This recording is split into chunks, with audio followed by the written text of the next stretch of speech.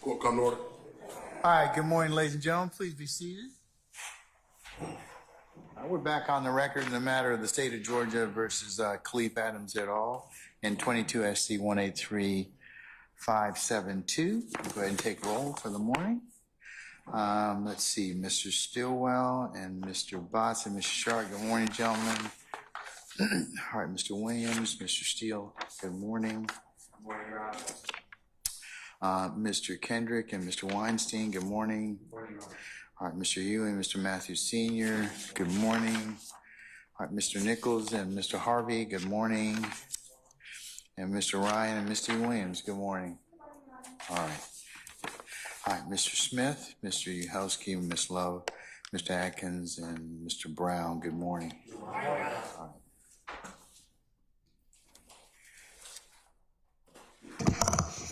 All right, Sergeant Ingram, Muller, jurors present, sir. Yes, sir. All right. Yes, sir. Good morning, Your Honor. Good morning, everyone.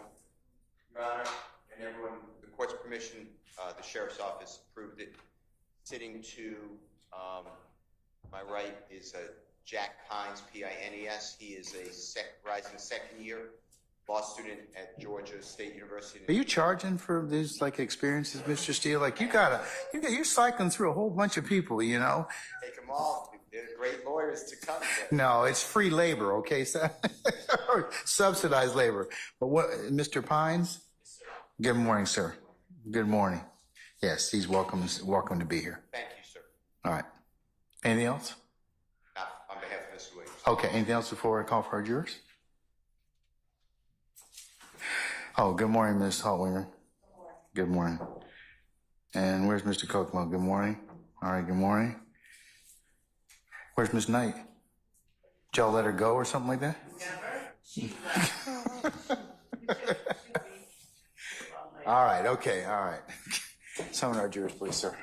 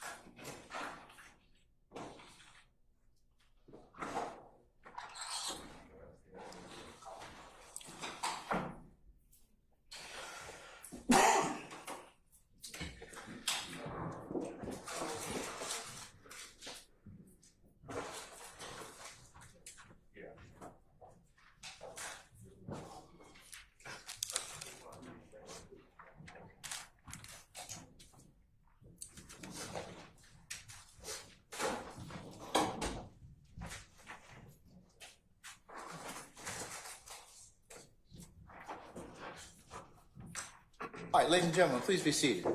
All right, thank you, Sergeant Ingram. All right, ladies and gentlemen, jury, good morning. Good morning. All right, without further ado. All right, State, call your next witness.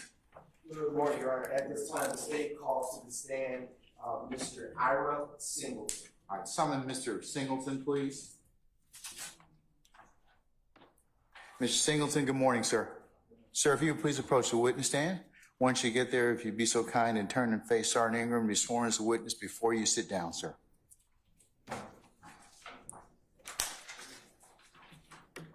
Raise your right hand. Swear to affirm testimony you give the truth, the whole truth, and nothing but the truth. I do. That's it. State some papers, first and last name for the court. I'm Ira Singleton, IRASINGLETON.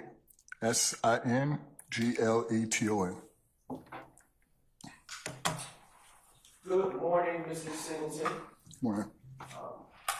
Where are you from? I'm sorry? Where are you from? Originally South Carolina. Okay. And do you currently live in the metro Atlanta area? I do. When did you move to the metro Atlanta area? Back in 2003.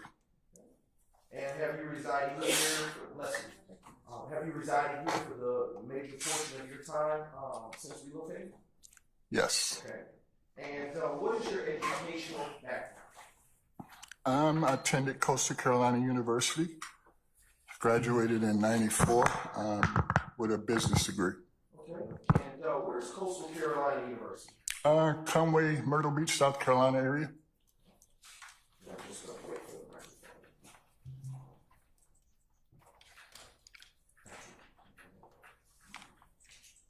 Can you hear me quite well? Can you hear me? Yes. Okay. All right. What do you do for work? Currently, Yes, sir. district manager for Town Park. And have you always worked for Town Park? No, What did you do before that? I was with Hertz Rent-A-Car. And how long did you work with? Well, let me ask you this: how long have you worked in the capacity with Town Park? Started with them, I think, in '22. Okay. To the present? Yes. Okay. And when you were with Hertz, how long had you worked with Hertz? From October '94 until I think it was June or July of '21. And what kind of work did you do at Hertz? So when I left Hertz, I was the general manager at the Atlanta Hartsfield Airport.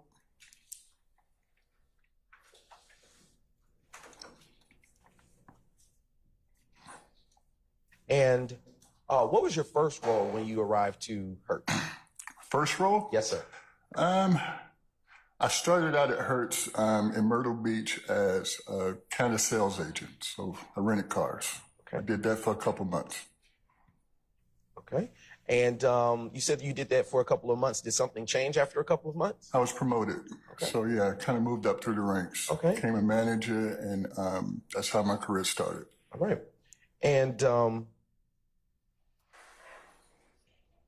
how long did you work at the Atlanta Hartsfield Jackson Airport location of Hertz Rental Car? So I transferred here in 2003. And then I was promoted again and transferred to work the Alabama market. Okay. That would have been 2009. And then I returned to Atlanta in another capacity back in 2000, I want to say 14. Okay. Right.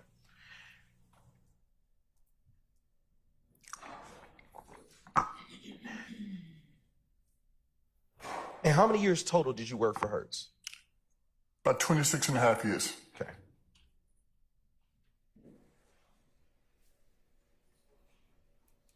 What were your duties and responsibilities in your capacity as the general manager at the Atlanta Hartsfield Jackson Hertz Rental Car Airport?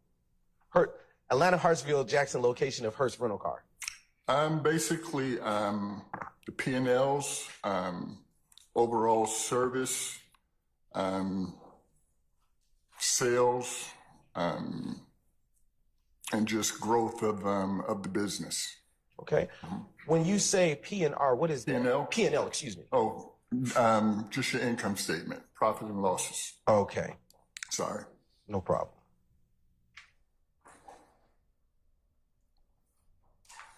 As a part of your duties, would you also oversee the day-to-day business of the business? Absolutely, yes. Did that include supervising other employees? Yes. Okay. About how many employees would you have under your supervision in 2015, say? I would say it was over 400, close to 500.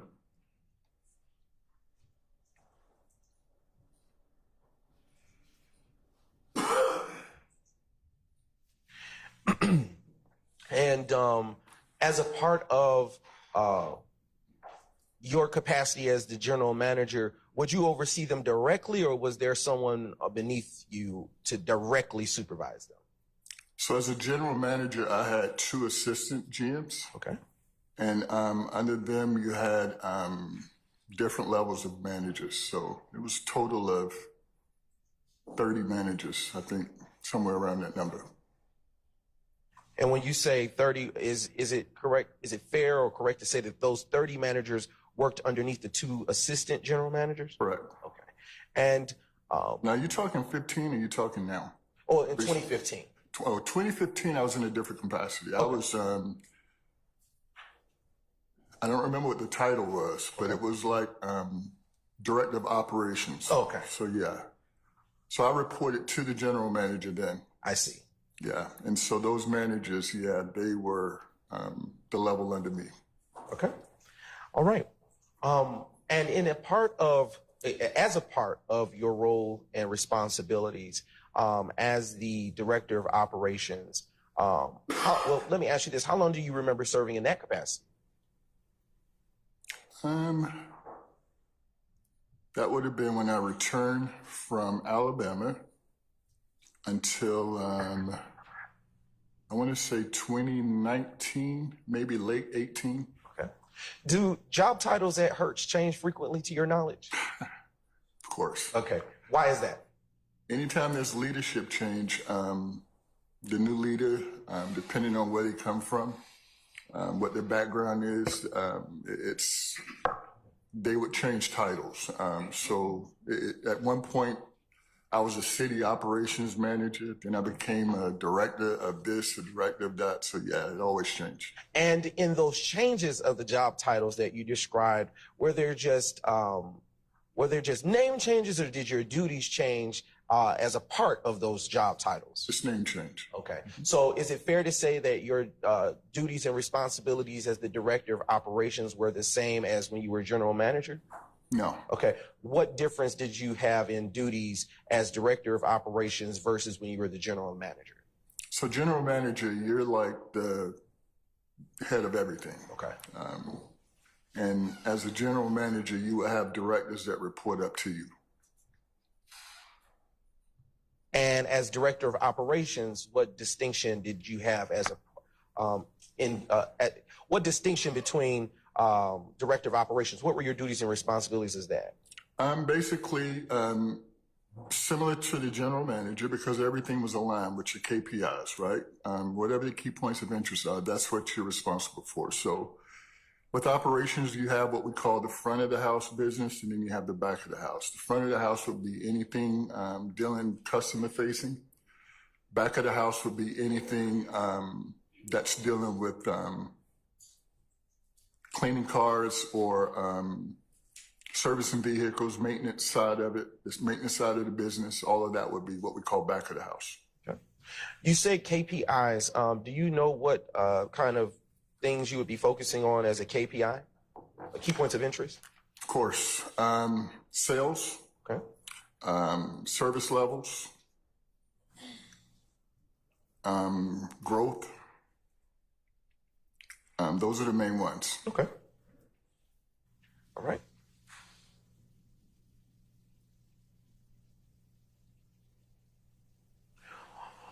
What does it mean to be a gold member or gold customer at Hertz?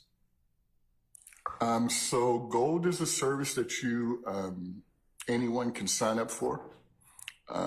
If you're someone who rent often, it's an expedited service, whereas a regular customer will have to come in and rent by qualifying at the counter with a driver's license and a credit card. As a gold member, you would come in, select the car, and then once you get to the exit, they would verify who you are, and you would leave. So it was kind of like an expedited service. Okay. All right. And if you're not a gold member, then is there a name or a designation for someone who's not a gold customer? Just regular customer. Okay. Yeah. So we had like several tiers. Okay. Yeah. What is a walk-up renter, if you will? So a walk-up renter would be someone, let's say anyone in this room now who wanted to rent a car. You could just basically go to Hertz, Avis, wherever, and just walk up and, rent a car. Okay. Is there a different location for, say, if I were a gold member that I would go to at Hertz than opposed if I wasn't a gold member to pick up my vehicle? Yes. Where is that location? At At the airport? Yes, it's at the Atlanta airport. So on the third level, if let's say you were flying in as a inbound flight, you were coming in, you caught the Sky Train to the rental car center, you would take the escalators down to level 3. And at level 3, you'll find the main Hertz counter. That's where all the, regular renters would be processed. When you go through the double doors and you cross the bridge, that area, what we call our VIP booth, it's a booth separate from the main counter. That's where your different tiers of gold would be serviced. Okay. And I want to talk about what you mentioned earlier in portion to circle back to what you said about the process. So with respect to the process of renting, can you describe how a Gold Club member would know which vehicle was assigned to them if they just walk up to this counter? Are we talking now or in 2015? My questions are centered for 2015. Yes, because it's totally different ballgame now. Okay. Everything has changed Yes, sir. with technology. But back in 15, we had what we call Voltron boards. So similar to, so if I booked a reservation as a Gold member and I arrived at Hertz, once I get to what we call the Gold area where the Gold VIP booth is, if you look to the left, there's 5 panels of boards and it'll look for your name. So your name will be up and it'll tell you what space number your car is parked in. But everything, and that was the benefit of Gold, is that you didn't have to go stand in lines. It's just an expedited service, whereas you can come in, you can see Ira Singleton on the board. It'll say stall 535. You go to 535, load your car, and you go to the exit gate, and that's where your rental is processed. And there really, as Gold, they would just basically verify with driver's license that you are who you are. And when you say they, who are you speaking about? I'm sorry. They would be the exit gate representatives. Okay. How many gates or locations, or let me ask a better question. Are there checkpoints at Hertz? What do you mean? Security checkpoints. We have exit gates. Okay. The exit gates would be reps. So Okay. exit gate reps. Okay. And before I get into that, I want to circle back to something you said. You indicated there was a Voltron board, correct? After a person has identified where their vehicle that they have rented is located on that board, would they have to interact with any representatives at that time? So, no, but let's say I'm in space 535, all right? I'm a tall guy and I get there and it's a Toyota Corolla, right? So at that point, for me to switch that Corolla into something that would be more suitable for my size, I would have to go inside and see someone, yes. Okay. How does a Gold Club member initially make a reservation if they don't interact with anybody to begin with? Everything's web-based. Okay. So you can go online and you can book a reservation through Hertz.com. And as a part of that booking process for a Gold Club member, would you have to enter any personal identifiable information on the web? As a Gold Club member? Yes, sir. No. Everything's already stored. Okay. Would you have to provide driver's license on the web and credit card information on the web? Not as Gold, no. Okay. What point, if at any point, would you provide such details and information for the reservation to be complete? When you exit. Okay. All right. And I want to circle back to the overall process as it relates to picking back up the vehicle. So you stated earlier that a vehicle would be in a particular space. When a Gold Club member would go to pick up their vehicle, would the keys already be in the car? Yes. Would a rental contract or documentation already be in the car pertaining to that person? In 2015, yes. Okay.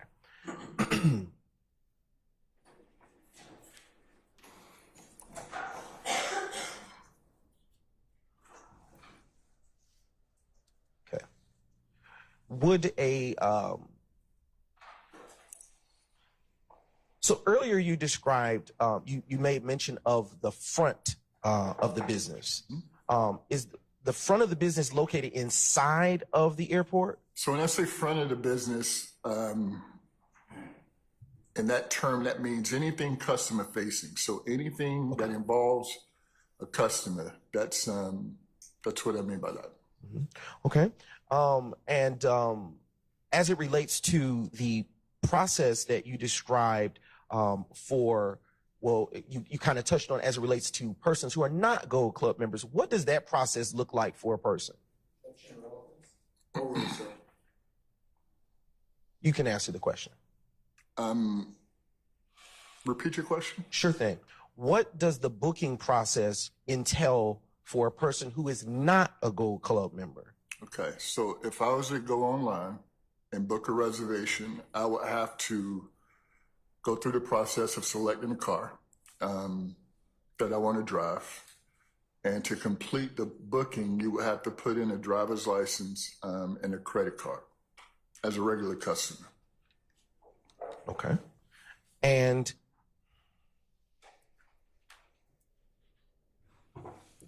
with that card information and driver's license information as a regular Hertz renter, at any point during the pickup process be verified? Absolutely, yes. When would that particular portion of the verification process occur? So that would occur at the start of the rental process. So once you approach the counter as an agent, I would introduce myself and then ask you for your driver's license and your credit card number. Okay. Do you know a Mr. Richard Alivor? Yes. And would you know what part of the business he would have been working? Where do you know him from? Hertz. Okay. And was there ever a time that you all worked together or he worked under you? Absolutely, yes. Would you have known where he was working in 2015? Inside of Hertz, that is?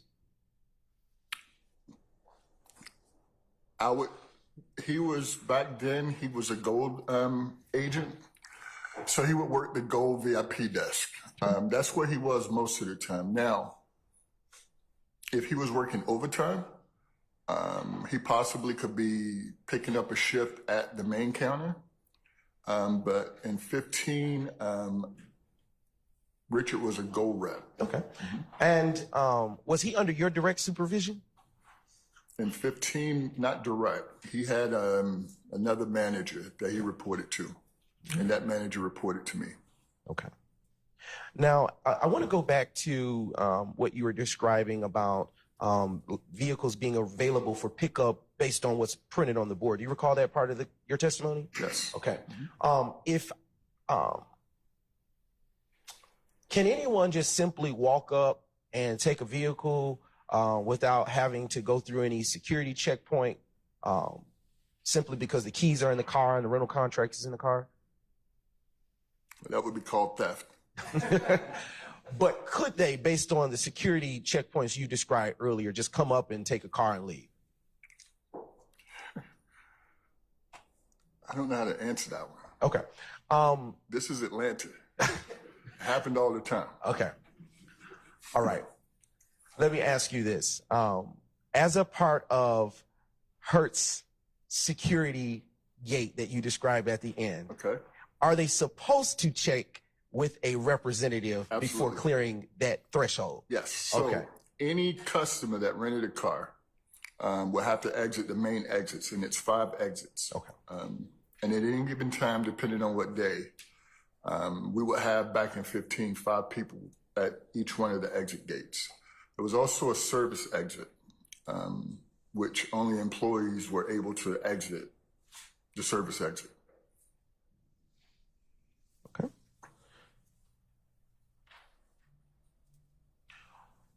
Whether I was a gold member or whether I was a regular walk-up member, Hertz renter, Yes.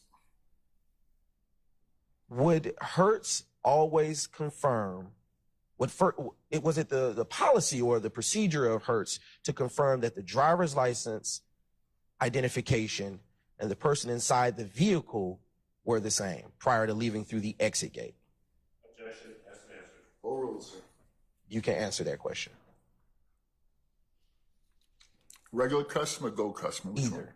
Let's start with the gold customer first. Gold customer, driver's license. Okay. Because everything's on file. Okay.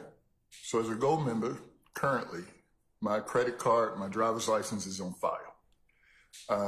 When I rent a car now as a non-Hertz employee, I have to qualify when I leave the exit gate. So when I get there, now it's different, whereas everything is on your phone. And you know where to go. When you pick up your car, you go to the exit, they're gonna ask you for your driver's license, and they verify your driver's license. They scan the car and they match everything. Back in 15, it was different because everything was a paper contract. And so that paper contract would say Ira Singleton. When I got to the exit as a Gold customer, I would present my driver's license. And that's how they would verify that I am who I am. Okay. And verify that I'm in the right vehicle. Understood. Now, as it related to the process for someone who's not a Gold Club member, would you, in fact, would the back gate representatives, as you described, use your words, have to verify their identity prior to that vehicle being released through that gate as well? So back in 15, everything was done on the front end. So the rental process, you approach the counter, I receive your driver's license and your credit card, right? I have to verify that the license and the credit card match, right? So basically, I can't rent a car with Mr. Brown's credit card. So that's what I have to verify. That's procedure. And once that's verified, that's called, basically qualifying whoever's trying to rent a car to rent. Once that's done, then I would take them through the process, meaning we would go through all the questions that you would ask. Once everything was done, we would run the credit card for authorization for whatever the rental charges would be, plus whatever the incidental charge was back during that time. And then you would sign. So we would get a mag signature from you. I would return your driver's license and your credit card. You would go outside. I would tell you where the car's at. You would grab your car, and then you would go to the exit gate, right? One of the 5 customer exits. And then you would also, at that point, have to present your driver's license again. Okay. And would the person operating the vehicle have to be the person whose identity shows up on the driver's license and the rental contract? Yes. Okay.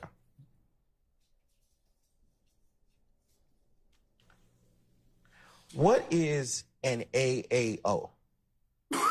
Additional authorized operator. And how does one become an additional authorized operator? All right, so let's say we're renting a car. Let's say me and you are traveling together. The way that works is if I'm the primary and I rented the car and I know that Seth Brown is going to be driving the car, then I will have to bring you to the counter and you will have to qualify the same way I did with your driver's license and credit card. Okay. And then you would be signed up. You would have to be signed on the rental agreement as an authorized operator. And then there's a fee associated with it as well. Okay. Do you know what that fee would have been in about 2015? $7 a day. Okay.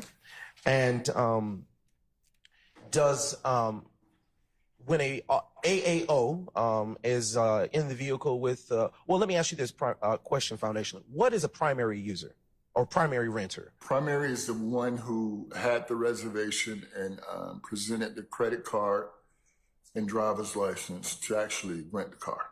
Got it. So when a vehicle is going through the exit gate, one of the exit gates that you described, would the AAO also have to show verification of identity, or would that only be something for the primary renter at that time? Whenever you rent a car to leave in that car, only the primary can drive it out of the exit. So if I sign you up as my AAO, you wouldn't even qualify to leave the exit. The driver has to, the person who rented the car has to leave with the car.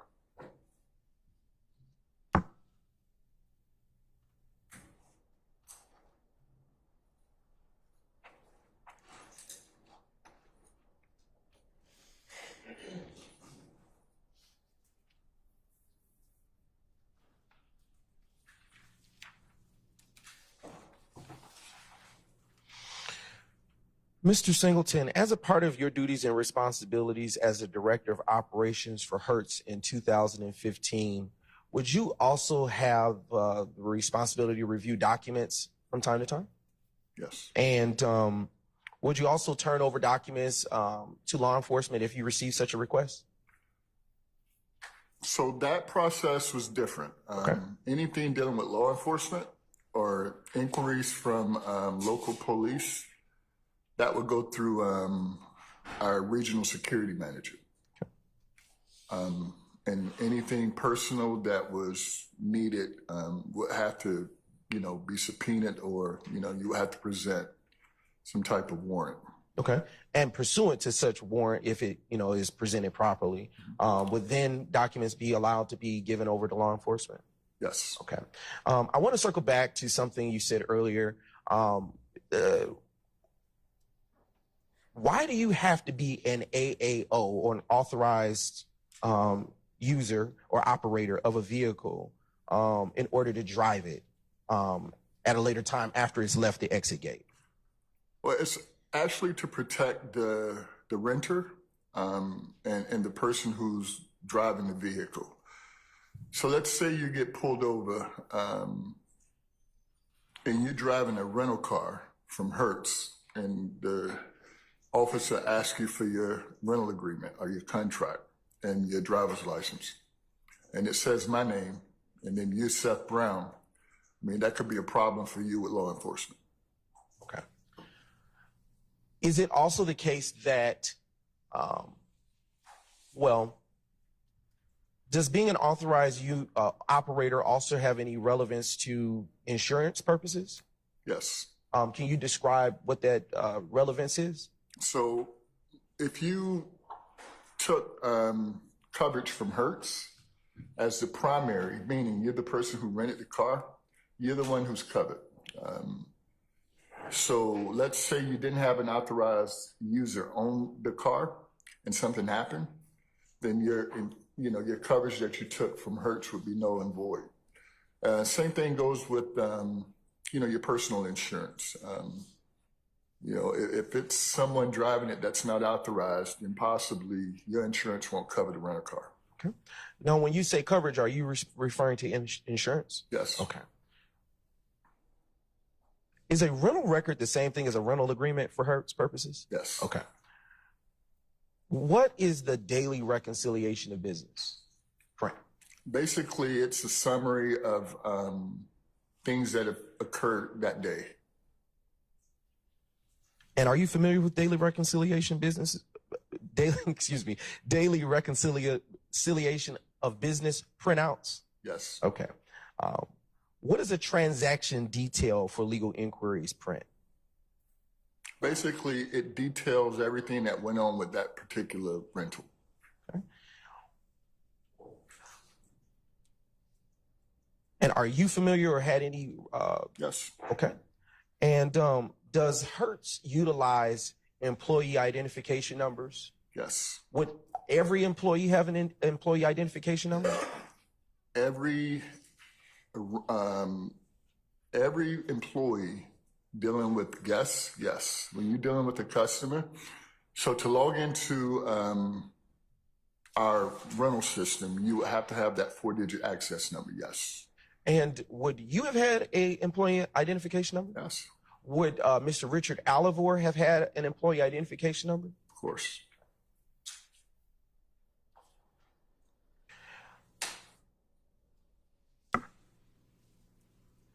And as it relates to the rental agreement or rental record, as they are used interchangeably, is that something that Hertz keeps in the ordinary course of business?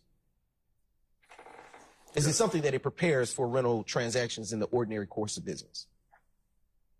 I'm kind of confused with that question. Okay. Sorry. I'll ask it a different way.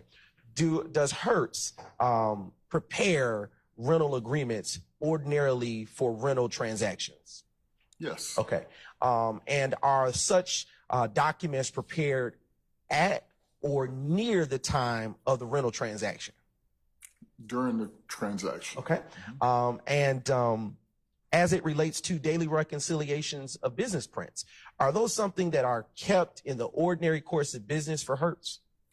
Yes, that's a back office function, though. Okay. It's not something that I would have access to at the main counter. Okay. But as with the last question, last document, is that something made at or near the time that such transactions are being processed through Hertz? Kind of, yes. Okay. I'm trying to make sure I understand your question. Sure. But that DRB that you're referring to, daily reconciliation, that's something that's produced. So if your transaction occurred today, Yes, sir. that reconciliation is available to me tomorrow. Okay. Yeah. And as it relates to transaction detail for legal inquiries, are those something that is also kept in the ordinary course of business or prepared, as I said, with the prior two documents? Okay. And are those typically made at or near the time that the such transaction or inquiry is made by Hertz? Mm-hmm. Okay. And would you recognize those type of documents, that being a rental agreement, a reconciliation of business, a transaction detail for legal inquiries, and a rental agreement as well? Mm-hmm. All right.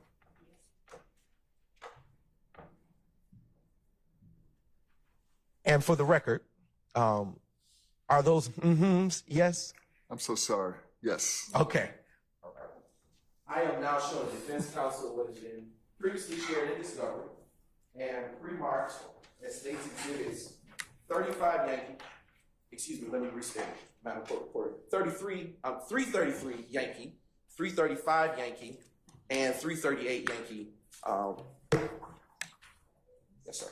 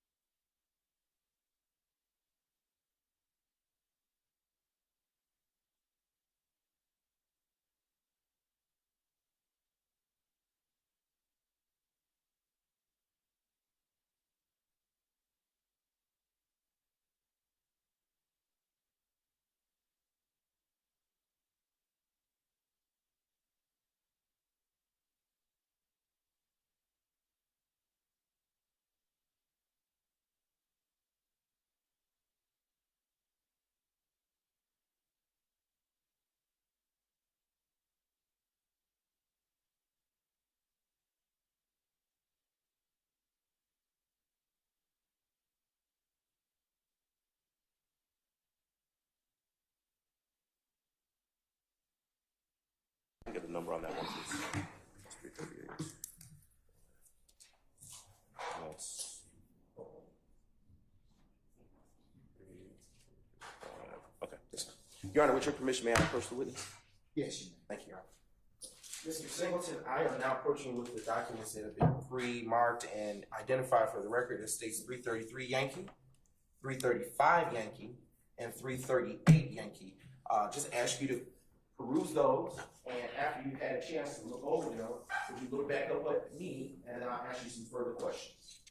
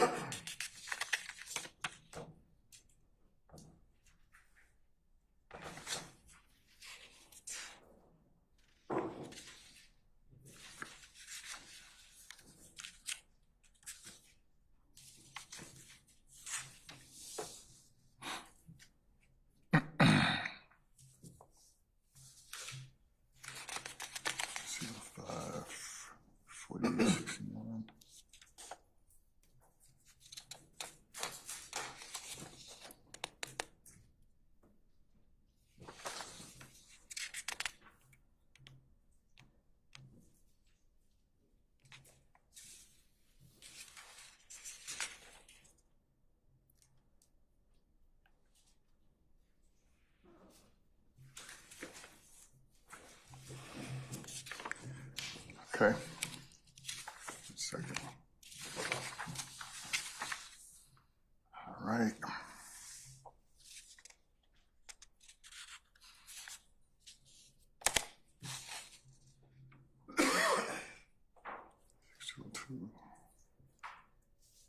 Okay.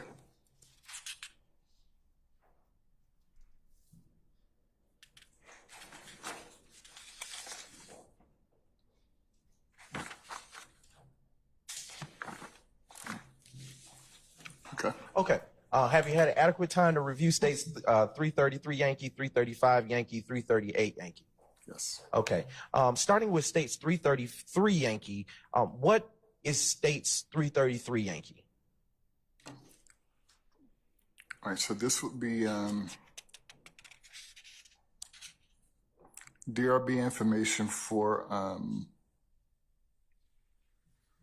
a rental. Okay. And is that such a document that you would be familiar in your capacity as the director of operations? Yes. And have you had an opportunity to review that document, that being states 333 Yankee, prior to coming to court today? This? Yes, sir. Yeah, we glanced at it. Okay. And at the time that you glanced at it, is it in the same or substantially the same condition as it was when you had the opportunity to review it prior to coming to court? And is that the kind of document that would be kept in the ordinary course of business for Hertz Rental Car Company? Yes. And would it be prepared at or near the time that a transaction was made, as we described earlier in general? Yes. So rental occurred today. This right here would be available after midnight tonight. Okay. Okay. And I want to now transition to states 335 Yankee, which is before you. What is states 335 Yankee, Mr. Singleton? This is another rental. Okay. And is that DRB print in the same, or excuse me, how do you know what that is? How do I know what this is? Yes, sir. Let me ask you a different question. Is that something you would have dealt with in your business as a director of operations for Hertz? In my capacity, yes. Yes, sir. And is that document that you've described and that is identified as states 335 Yankee, something that is prepared in the ordinary course of business for Hertz Rental Car Company? Yes. And have you had a chance to review State's 335 Yankee prior to coming to court today? Yes. And is it in the same or substantially same condition as it was when you had the opportunity to review it prior? Yes. All right. And I want to turn your attention now to State's 338 Yankee. All right. What is State's 338 Yankee? This is a transactional detail report. Okay. And is that also something that you would have had to deal with in your capacity as the director of operations for Hertz? Not often, but yes. Okay. And have you had a chance to review that document prior to coming to court today? Yes. And is it in the same or substantially the same condition as it was when you prior reviewed it? It is. And is that another such document that would be prepared in the ordinary course of business for Hertz Rental Car Company? Correct. Yes. Correct. Your Honor, at this time, the state now moves request for the admission of State's 333 Yankee, 335 Yankee, 338 Yankee into evidence, and subject to your ruling, request permission to publish. Any objection to States 333 Yankee, 335 Yankee, or 338 Yankee? No, specifically as regards State's Exhibit 338 Yankee, I'm going to object to that based on relevance. The court has not really taken a look at my position that it contains irrelevant. Do you have any objection to 333 Yankee or 335 Yankee, sir? No objection. Anybody Anybody else? All right, States 333 and 335 Yankee are admitted and may be published as you see fit. Let me see 338 Yankee, please. Yes, sir.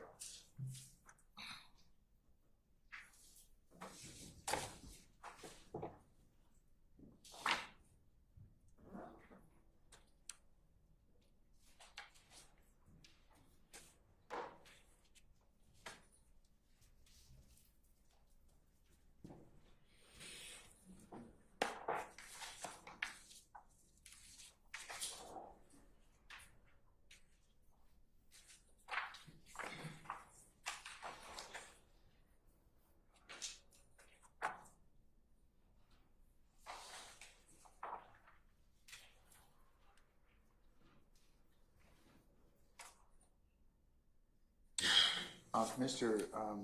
Adams, I've had an opportunity to ponder your objection, sir. I'm going to overrule it. I'll give you continued objection. I'm going to admit as well States 338 Yankee over objection. It may be published as you see fit. I'd also, and we can of course, I'd also ask that if subject to the court's ruling, the items that should be redacted on the 338. We object to the commentary, Your Honor. If we could approach on that matter. Come on up.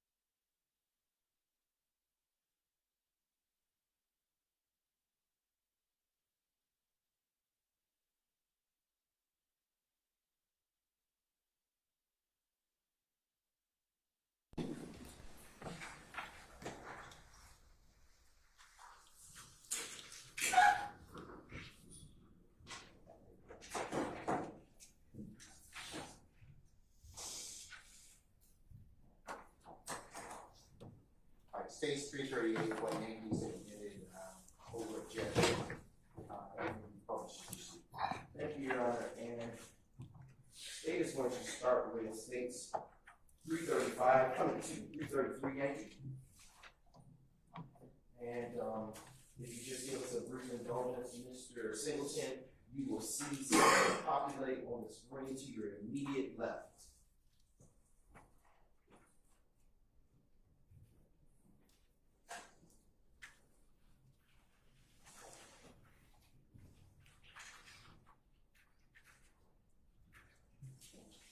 Okay. All right. You are now being shown states 333 Yankee. Yes. And I want to show you, this is a smart board. You can touch it and make markings on there, as you see. And alternatively, if that doesn't work, I'll give you the wooden pointer. Okay.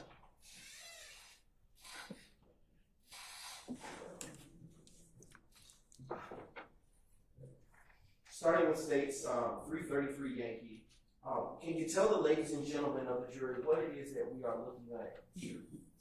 Or what is this document? This is a rental agreement summary. I'm sorry, rental agreement summary. All right. Okay. Is this the same thing? Yes, it's the same thing, and I'll also allow you to know that right behind you, you might not know it, but there's a TV that shows the same thing. Okay. I probably, when not having you interact with the board, will have you stand up. Okay. With the court's permission, that is. He may step down for illustrative testimony for you. Thank you, Your Honor. Okay, so as it relates to State's Exhibit, yes. And just be careful, because There's a ledge right there. Yeah. All right. for this State's Exhibit 333 Yankee, do you see a rental agreement number or rental record number as you described earlier? Yes. So this is it. So rental agreement, that's the number. Okay, what is the number that you see and that you're pointing at with the wooden pointer? So that's 103-976-202. Okay, and what does RA stand for? Rental agreement. Okay, just beneath that line that has RA on it, do you see a line that has a CO on it? Yes. What does CO stand for? So CO stands for checkout. Okay, and I'm actually going to give you this microphone. I'll project, and so that you can be heard. When you say checkout, does that mean that, are you saying that to the jury that they are leaving? That's the leading question. What do you mean by checkout? That's when the car was rented. Okay. Okay. And what date and time do you see associated with checkout? So this would have been January 2nd, 2015 at 9:08 p.m. Okay. And as it relates to the items that are next to it, do you see a TMDW? Yes. What does that stand for? That's telling me this person is on a weekly rental rate plan. Okay. The items that are next to it that say ZE, what does that tell you as you look at that today? In 26 and a half years, I've never known what that meant. Okay. Sorry. The numbers that are directly adjacent to the numbers you have never understood, the letters that you've never understood them to be. Right. What does that mean on that line that's consistent with checkout? So here? Yes, sir. Okay, so every Hertz location across North America has alpha and a numeric number. So this is telling me 145011, that's the Atlanta airport. All right, and then if you go across here, every Hertz location is identified alpha this way. So you'll start with the state GA, ATL 11. What does US stand for? United States, sorry. All right, no problem. And what is adjacent to that that says global RECV? What does that stand for? That occurs after the card's return. Right. But, Okay. Yeah. Did you have something more? I don't know exactly what that means, no. Want to drop to the line just beneath the CO where we read for checkout. Yep. What do you see there that says CI? So CI, that would stand for check-in. So this car returned on January 7th, 2015, which was a Wednesday at 8:32 p.m. And does that contain, on that line where CI is for checkout, does it contain the same alpha and location? Correct. Yep. I want to drop down just, well, not for you, Mr. Atkins, but for you, Mr. Singleton. Is there a renter associated with this rental agreement for this rental that occurred on January the 2nd, 2015? Yes. What name or do you see, if any? Jeffery Williams. Okay. And beneath that, is there a card number associated with Mr. Williams' rental for this vehicle? Yes, MasterCard. Okay. Is that what MC stands for? Correct. All right. And what numbers do you see to the right of MC, if any? 05 534 869, and then it's X. So it's masked, so you only get certain numbers from the card. Okay. And to the right of that, those numbers that you see that are masked at the end, do you see any more language on this record? On this line? On that same line. Yeah, it's telling me that it's not a debit card. Okay. And here? Yes. What is that? Gold Cust. This is telling me that he's not a gold customer, he's not 5-star, and it's not a gold rent, and he's not platinum. So he rented as like a regular customer. And beneath that line, if you go down two more, on the far left of it, do you see a language that's RESVID? Yes. What does that stand for? So that's indicating that it was a confirmed reservation on day of pickup. Okay. And would that reservation have been made prior to pickup? There's two ways to answer that. Yes. Okay. Because we have seen people, as a walk-up. So let's say I walk up and they say the rate's going to be $500 for the week. Then I go online and the rate's $199 for the week. So people will book reses while they're there. But yeah, this is telling me that this reservation was already in place before Mr. Williams picked up. Yes. Okay. What is a CDP number? This is your corporate discount program number. 14. I don't know how I remembered this, but that stands for AAA. Right.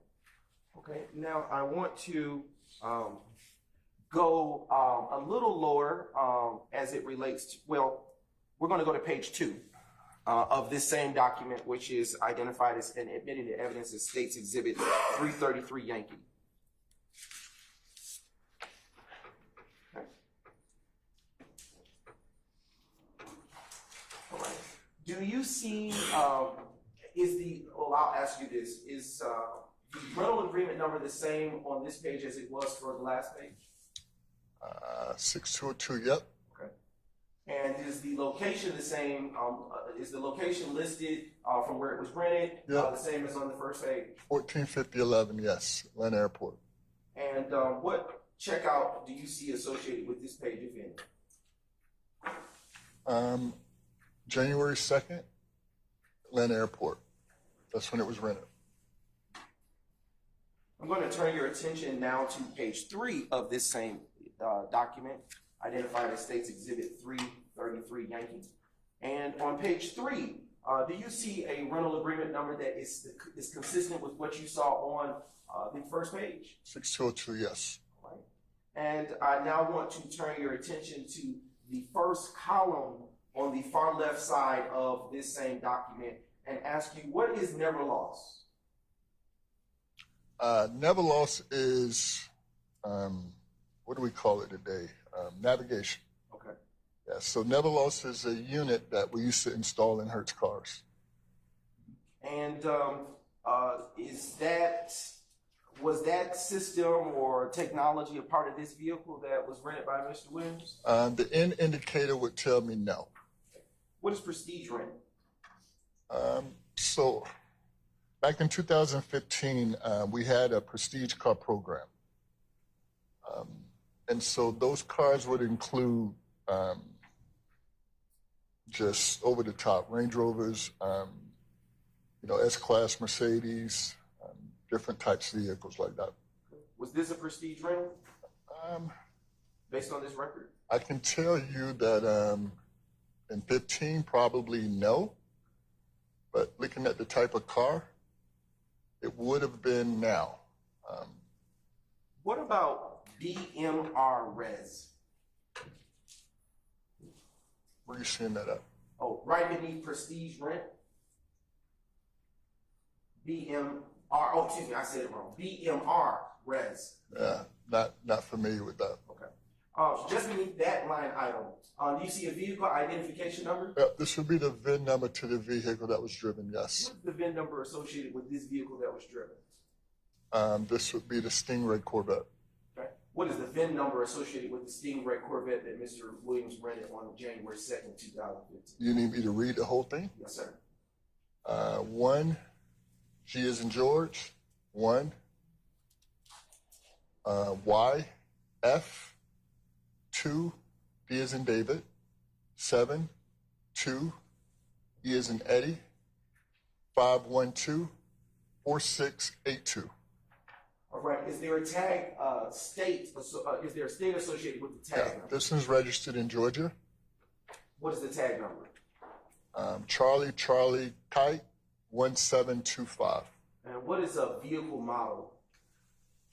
So that's an internal fleet department model for Hertz. So if I was doing a model inquiry and I put this in, that would pull up Corvette. So basically, in Hertz terms, that would anyone who's working on our fleet team, this would indicate that it's a Corvette. All right. I want to turn your attention to the center column of this document. And do you see a line that says CKOT-ODO? In the middle? Yes, I'll direct your attention with the pointer. On this line right here under level never lost model. Okay. These two boxes, I want to Yeah. focus your attention. What are what are contained in those fields of this document? So this would be the odometer reading going out, and this is the odometer reading coming in. And why would you all have listed such readings on this document? So odometer readings are important because let's say this was a car that was being rented to drive one way. Let's say he was going to rent this car and drive it to, say, Texas. Some of those rentals include mileage charges. So that's why the start and the ending mileage would be necessary. And also for us, odometer readings are important that we record them because depending on like a Stingray, if that's a car that's part of a program, like a lease, they're not going to want this to get above 20,000 before it would go back. Yeah, so probably too much information. No. I want to turn your attention now to page 5 of this same document.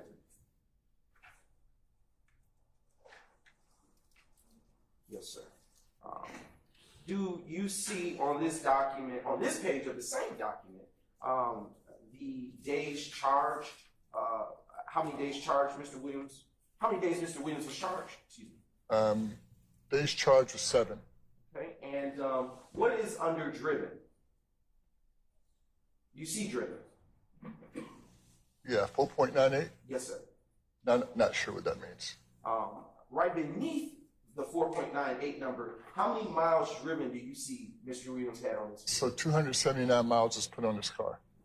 I want to go a little bit lower to the word upsell. Do you see that word on this document? Correct. Yes, right here. What would that mean for you in looking at this document? That this was not the original car that was booked, and he did a vehicle upsell into this Corvette. Is upsell synonymous with upgrade? Correct.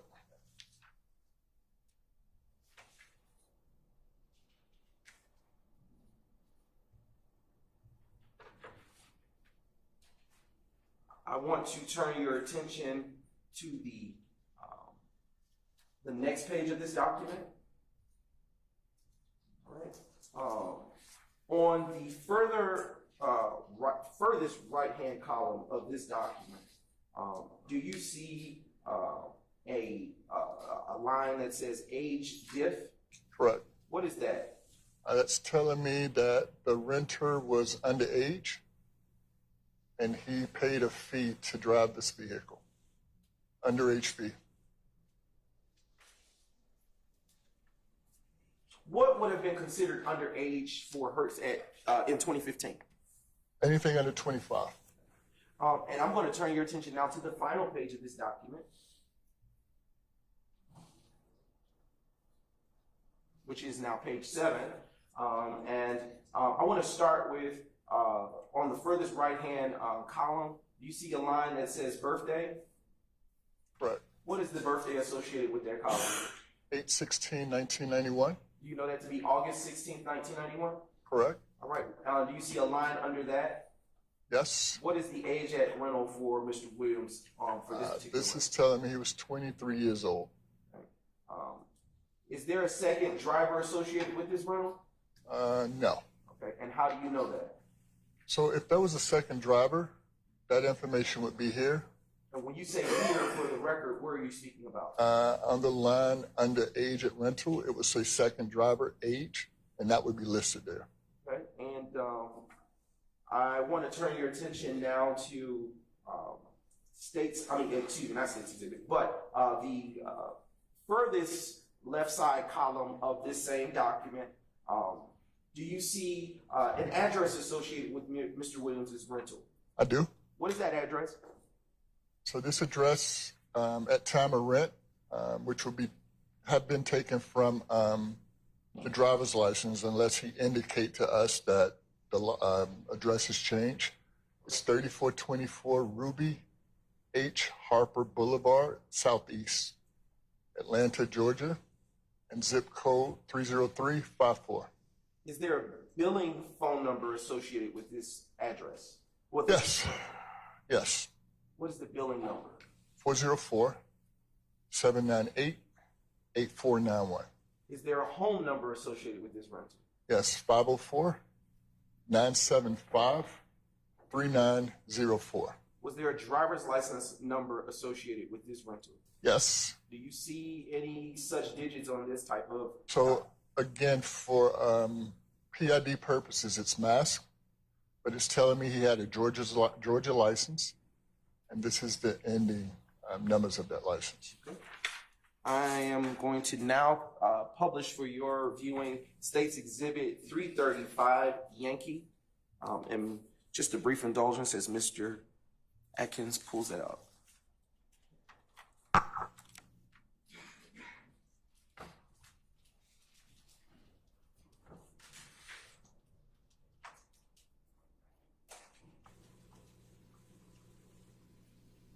Okay. Before you now is the first page of States Exhibit 335 Yankee. What are we looking at here, Mr. Singleton? This is another rental agreement. Okay. Is this you say rental agreement, is this a DRB rental agreement? Yes. Okay. All right.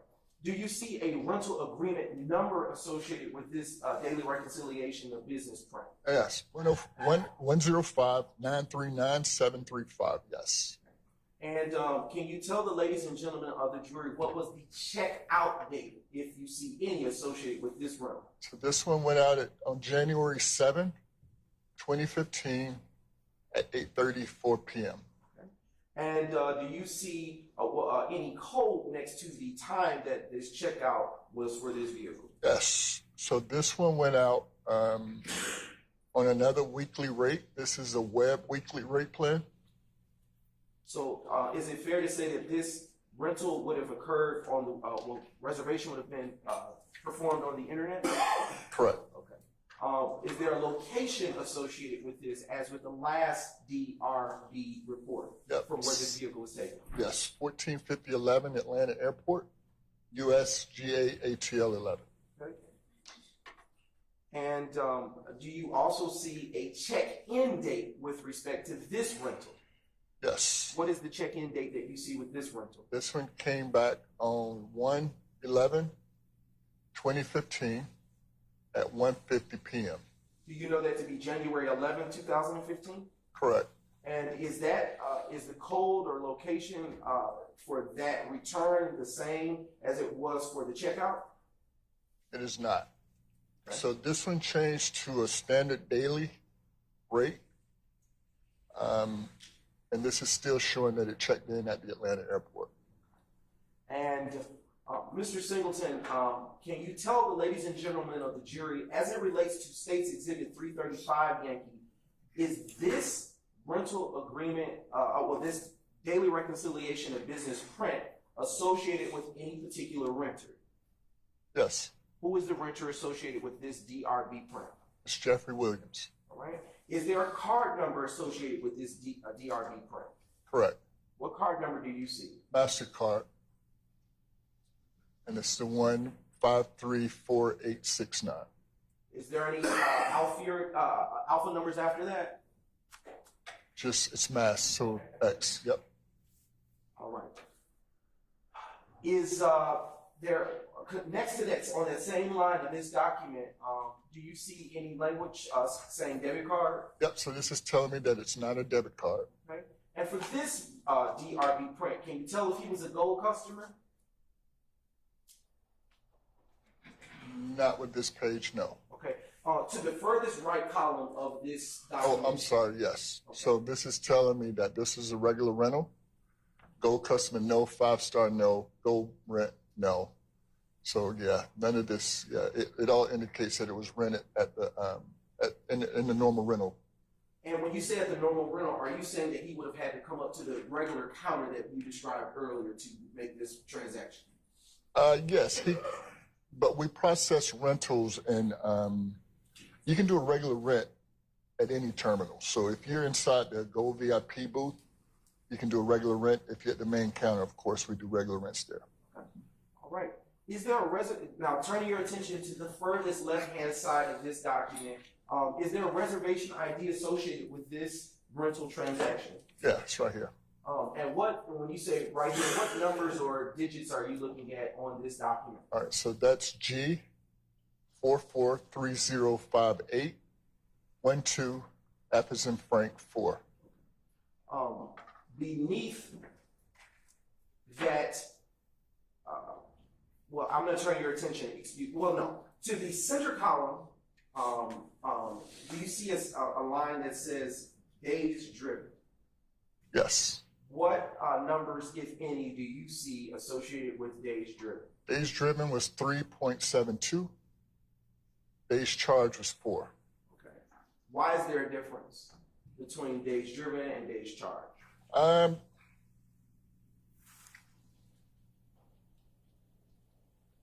If you look at the time, so he went out at 8:34.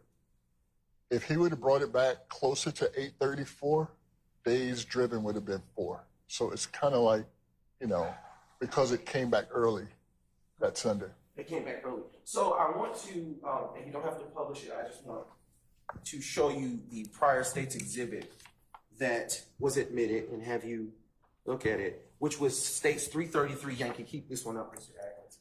And I want to show you just briefly at the top left-hand corner of this document, can you tell the ladies and gentlemen of the jury if the check-in for that vehicle was the same date as the check-out for the second vehicle that Mr. Williams rented in State's Exhibit 335?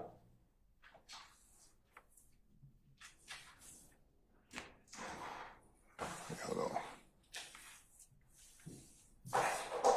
8:34. Yeah. Same day. Okay. Do you know, can you tell the ladies and gentlemen of the jury, based on the times, if it were the case that this would have been a swap happening all in the same time? Bear with me one second. Sure thing.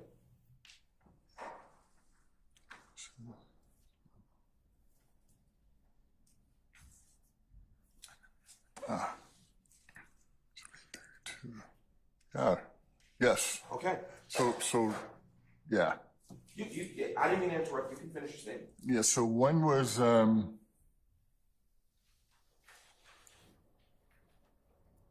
was returned and then one was rented a couple minutes later. Okay, so when you say one was returned, are you referring to the return of the Corvette, which was rented first? Stingray Corvette? Hold on one second. Let's be sure.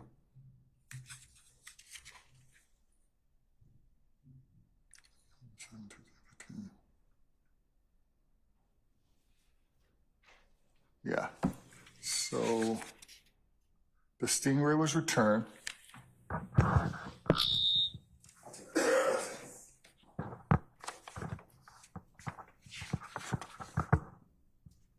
And then the Q50 Infinity was rented. Okay, all right. I am now going to ask you to stand back up.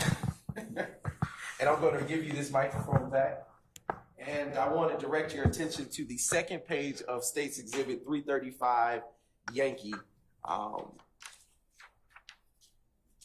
right. Before you use the second page of State's 335 Yankee, do you see a rental agreement on this second page of that document? Yes. Okay. And is that the same rental agreement number that you saw on the first page of this same document? Correct. Okay. And I want to show you now just a brief indulgence.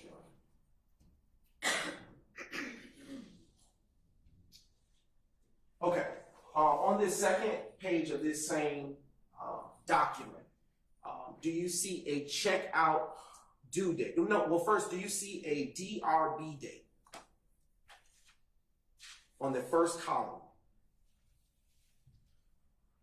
Check out. Let's see.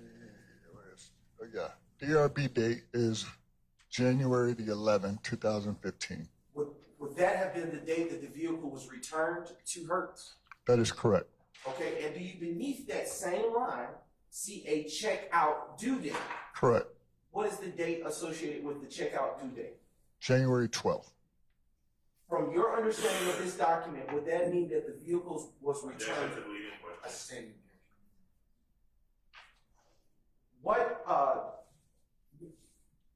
What do you, was this vehicle returned early? Yes. And I'm now going to direct your attention to the third page of this same document. Okay, all right. Was this vehicle, based on this document, that being the Infiniti Q50, equipped with never lost technology?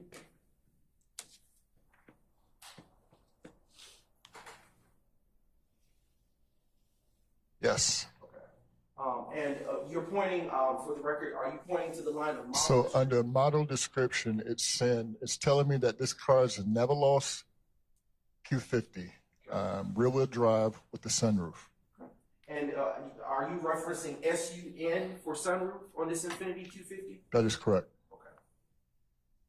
And I want to take your attention back up to on the same column, just further up on this document.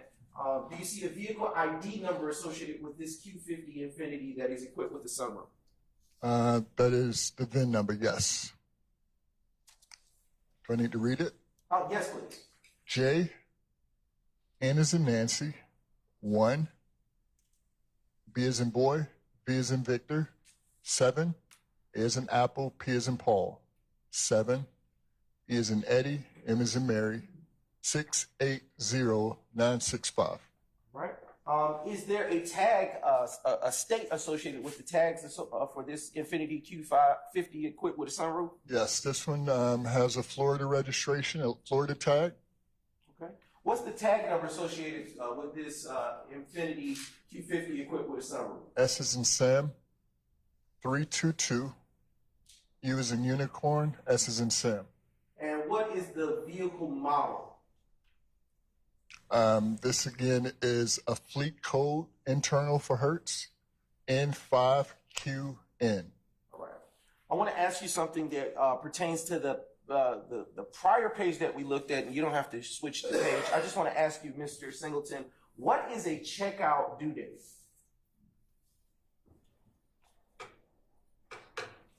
Yes, you can, you can answer. Sorry, a checkout due date? Yes, sir. Yeah, that's when the car is due. Okay. Yeah. And is it allowable by Hertz for a person to return before the checkout due date? Yes.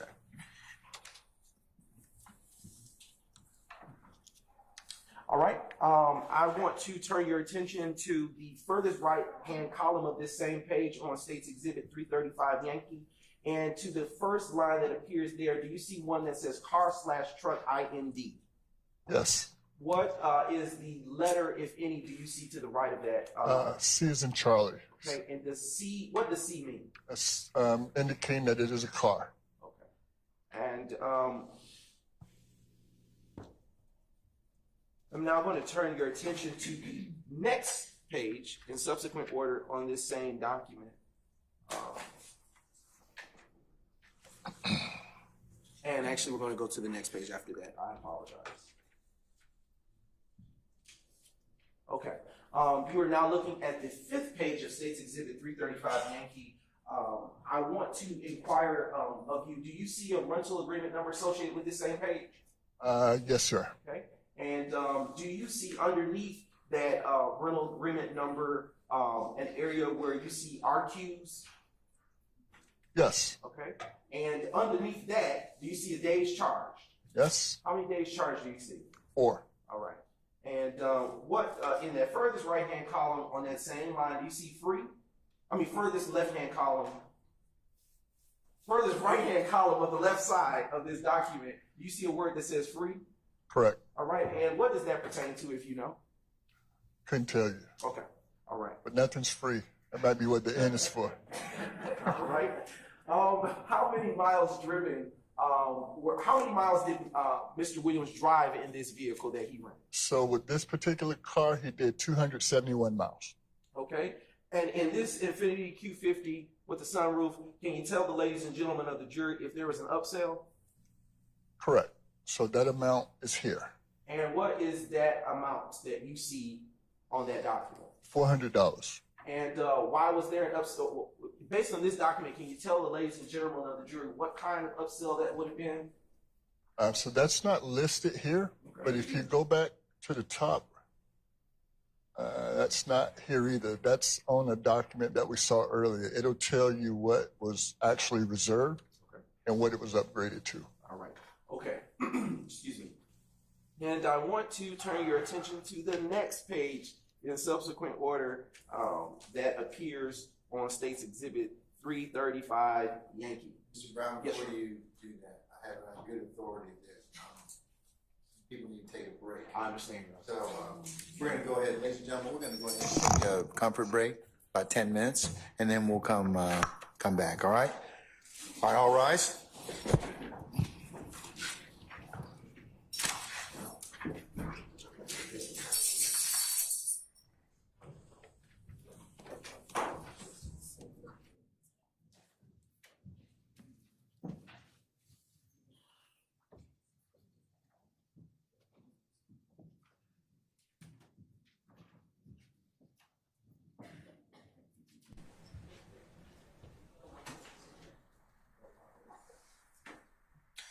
All right, ladies and gentlemen, our jury has left us, so we're in recess for 10 minutes.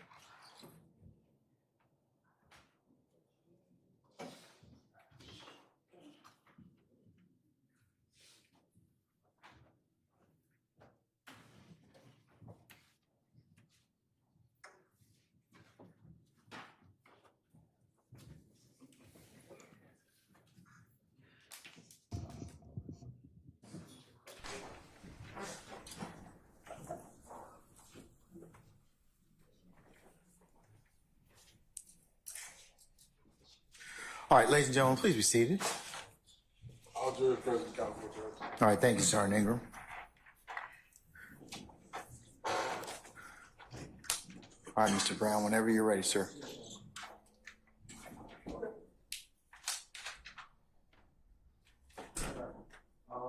I am now republishing for the record State's Exhibit 335 Yankee. And we are going to be on page 5 of that same exhibit. And all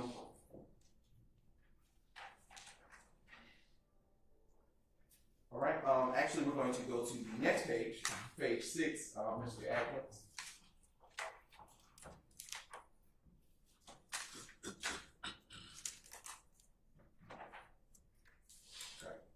Now showing page 6 of that same document. All right, Mr. Singleton, prior to the break, and I'm going to ask you to stand up again, just briefly. I want you to point back to the area where you saw upsell on State's 335 Yankee. Can you see that? Yes. Okay. For the upsell charge, how much was that? $400. And does that pertains to the Q50 Infinity that contained the sunroof, correct? That is correct, yes. And for the upsell charge, would a person such as a rental agent like Mr. Alivor receive any kind of commission or fees for that? Yes. How much? That's tough because it's based on your penetration. I don't want to get too deep, but it's based on a lot of things. It's not just one particular car.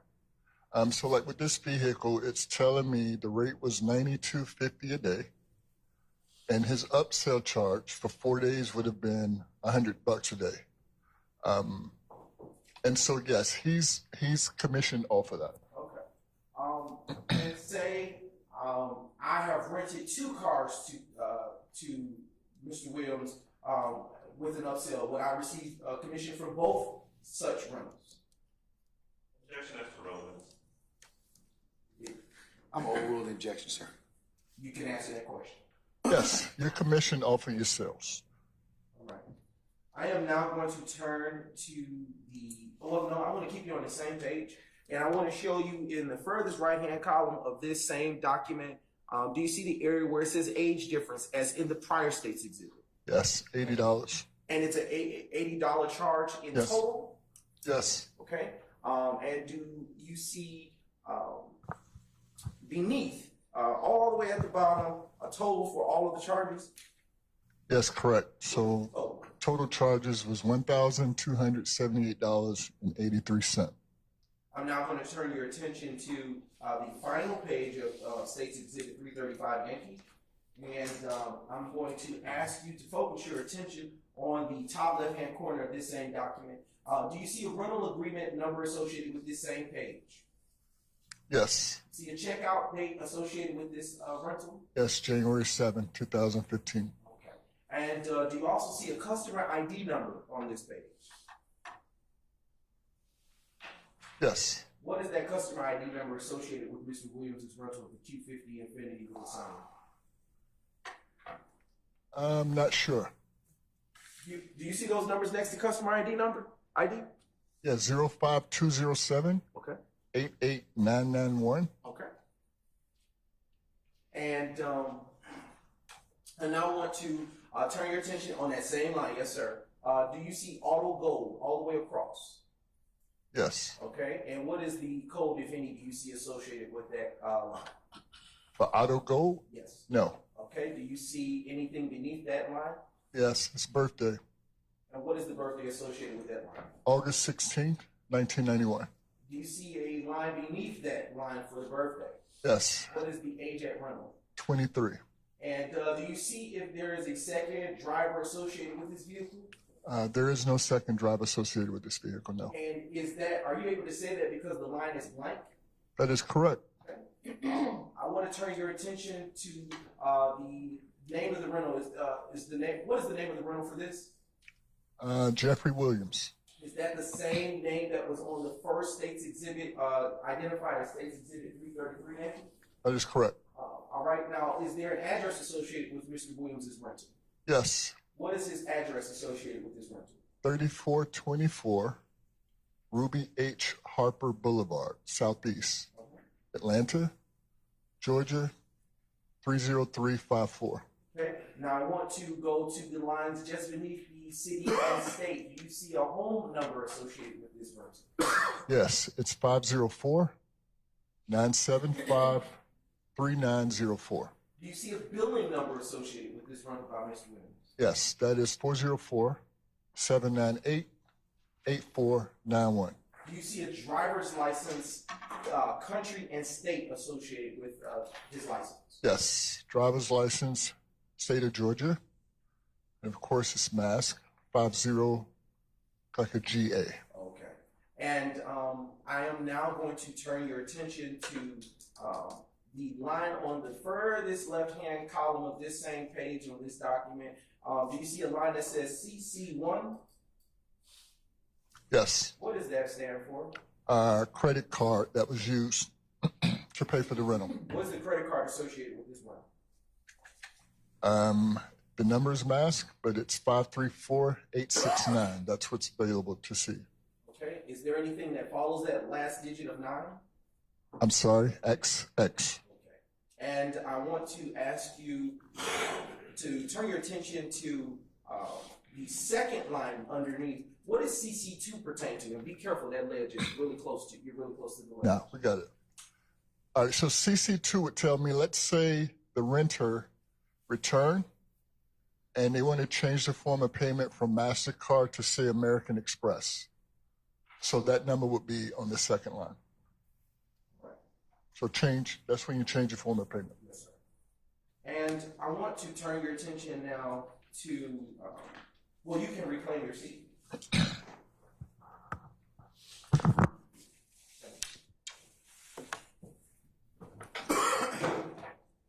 And I am going to show you what has already been admitted in the evidence in State's Exhibit 338 Yankee. And I want to leave these in front of you because you're going to cross-reference. Yes, 338, please. And we're publishing now for the jury. State's 338 Yankee, Your Honor.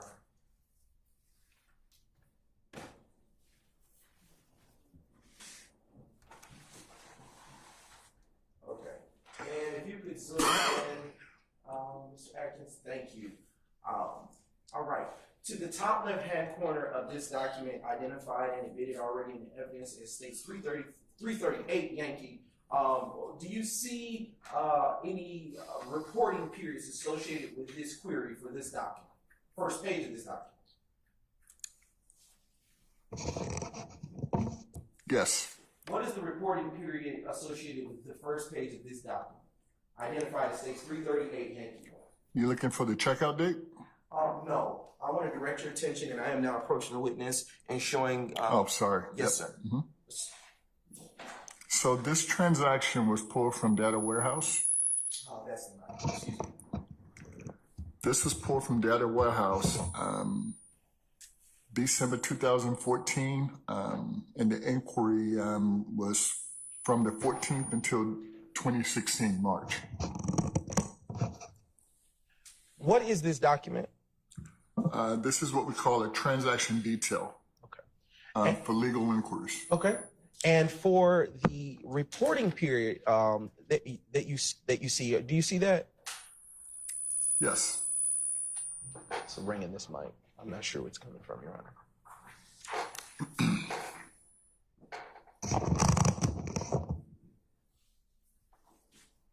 What is the reporting period that you see for this first page of this document? December 2014 through March 2016. What does that reporting period mean for this first page of this document? So basically, whoever requested this, this would have came from corporate. They ask to pull rental agreements, records for this particular renter, and they wanted information on December 2014 through March 2016. So is it fair to say that this first page of this document only covers that time period listed next to reporting period? That is correct. Okay. All right. What is a a transaction detail for legal service, a legal inquiries report? So any investigation, that's what this would be. So let's say an investigator came and there was a robbery or whatever, or shooting or whatnot, then they would request, if they have a person of interest, they would say, hey, I want to see how many cars have you rented from this time to that time. So that's what this is. So it's basically a summary of all the rental agreements. And what this report does is it captures every rental that that person has rented in that period that you inquire. Okay, so for the time period associated with December 14th, March 2016, on the first page of this document, identified and indicated as States 338 Yankee, is there a renter or subject associated with this inquiry? Yes. Who is that? Who's that person? Jeffery Williams. Okay. And is there a driver's license associated with this query for this first page of States 338 Yankee? Yes. What is the driver's license number associated with this query for this 338 Yankee exhibit? 05617 1650GA. All right. I see. Do you see a segment associated with license plate number on this first page of this document? Yes. Is it blank? The license? Oh, yeah, that is, yes. Why would that be blank? Do you know? So basically, you're going to have multiple rentals. So it's going to list it under the transaction. All right. So now turning to your, do you see just beneath license plate a set of boxes? Yes. Okay. Starting with the first line of boxes going horizontally, what is the RA number listed on the first line of that graph that you see there? 103-976-202.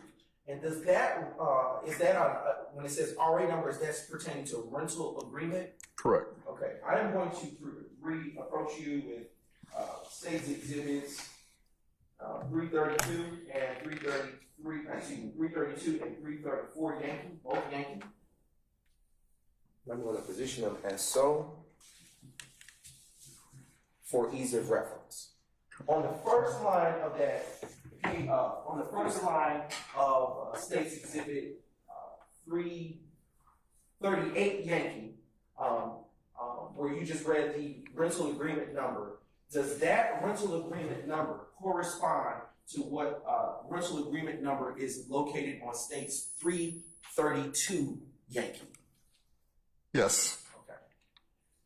All right. And what is located on States 332? What is the rental record number associated with States 332 Yankee? That's 103-976-202. All right. Now I'm going to turn your attention back to States 338 Yankee. Okay? All right. And is there a checkout state associated with that rental? Well, let me ask you this. Is there a checkout date associated with the first rental that you just described? Yes. What is the checkout date? January 2nd, 2015. Is there a checkout state associated with that first rental? I'm sorry? Is there a checkout state? Yes. Okay. Sorry. What state is that? That's Georgia. And the checkout location ID, is there one associated with that as well? Yes. What do you see on that first line of States 338 Yankee? USGAATL 11. And do you see also a checkout location description? Yes. And what is it that you see on States 338 Yankee as the checkout location description? Atlanta Hartsfield International. Okay. Do you also see a check-in date associated with that first rental by Mr. Williams? Yes. And And what is that check-in date? January 7, 2015. And does the checkout date and the check-in date correspond, is the checkout date on the state's 338 Yankee as well as the check-in date correspond to what is located on state's 332 Yankee, which is the rental agreement? Yes. What is the check-in state associated with the first rental made by Mr. Williams? The check-in state? Yes, sir. Georgia. And is there a check-in location ID associated with that first rental by Mr. Williams? Yes. Okay. What is the check-in location? Atlanta Airport. And is there a date of birth associated on state's 338 Yankee? Yes. Does that date of birth correspond with what has already been previously identified and admitted in the evidence as state's 333 Yankee? And I'm turning your attention to page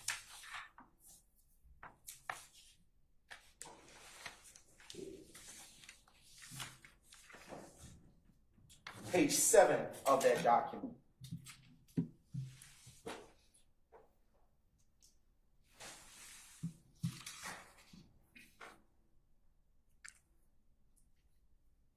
Yes. And is there a license plate number associated with this first rental by Mr. Williams? And if you can slide the exhibit over just a little bit, Mr. Atkins, thank you, for the jury to see.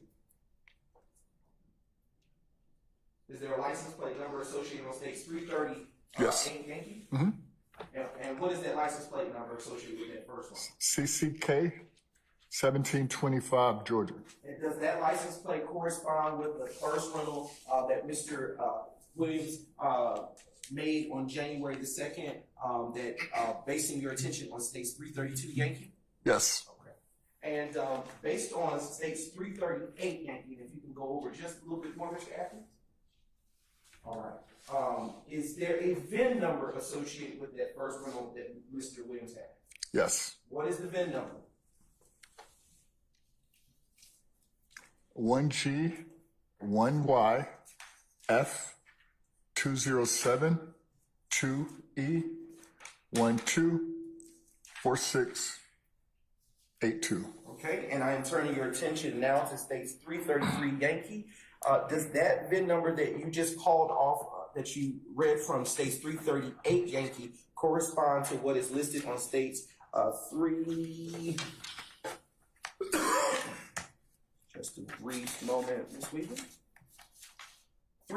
Yankee? Does that VIN number correspond to that document? Yes. Okay. Basically turning your attention back to state's 338 Yankee. Is there a total amount of miles driven on this first rental by Mr. Williams? There is. How many total miles did he drive? 279 miles. Okay. All right. Now I'm going to direct your attention to the second box on that same diagram that is shown on state's 338 Yankee. And if you can slide the exhibit over just all the way to the left, 88 Atkins. Thank you.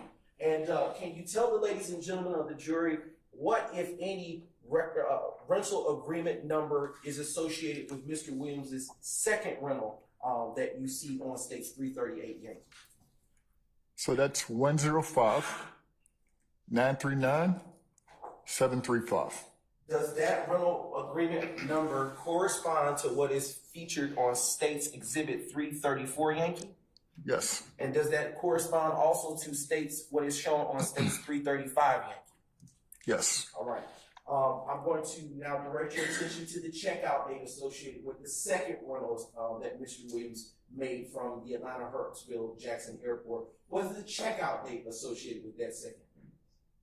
Yes. January 7, 2015. Is there a checkout state associated with his second rental? Georgia.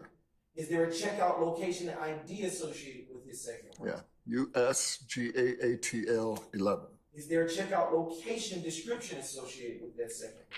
Atlanta Hartsfield International, yes. Is there a check-in date associated with that second rental? January 11, 2015. Where was the check-in state for that second rental? Georgia. Is there a check-in location ID for that second rental? Yes. Can you describe or tell the jury what that check-in location identification is? Atlanta Hartsfield International Airport. Okay. And if you go over a little bit more for Mr. Williams' second, the second rental, is there a date of birth associated with the second rental? Yes. Okay, what is the date of birth that you see on States 338 Yankee? August 16th, 1991. And I am now directing your attention to States Exhibit 335 Yankee. Do you see the same date of birth listed on States 335 Yankee as listed on States 338 Yankee for Mr. Williams? Yes. Okay. And what is it that you see on States 335 Yankee? 335 Yankee for Mr. Williams. August 16th, 1991. Okay. All right. And I want to turn your attention now to the credit card number prefix. Do you see that column for this exhibit on States 338 Yankee? Yes. All right. Do you see, can you tell the ladies and gentlemen of the jury if those card numbers are different or they're the same? They're the same. Okay. And do you see a driver's license associated with the next to that column for credit card number prefix? Yes. Is the driver's license the same or different that was used by Mr. Williams? It is the same. Turning your attention over to the license plate number in the second horizontal column or excuse me, line running through there. Do you see the second line of that Yes. of that diagram? Yes. And what is the license plate number associated with the second rental by Mr. Williams? It's S322 US. And is there a license plate state associated with the S32 US driver's license plate? I mean, the license plate number. Yes, Florida. Okay. And is there a vehicle identification number associated with that same rental? Yes. Okay. Can you tell the ladies and gentlemen of the jury what you see that identification number to be, the VIN number? Okay, so that's JN1B V7 AP7 EM 680965. Okay. I am now turning your attention back to States 335 Yankee. And I would like for you to tell the ladies and gentlemen of the jury, does the license plate number that is shown on States 338 for the rental occurring on January 7th match what is listed on States 335 Yankee on page 5? Yes. Does the license plate state match what is shown does the license plate state listed on States Exhibit 338 Yankee match what is shown on States 335 Yankee? Yes. Does the vehicle identification number listed on States 338 Yankee match what is shown on States 335 Yankee? Yes. Okay. And how many total miles did Mr. Williams drive in his vehicle? 271 miles.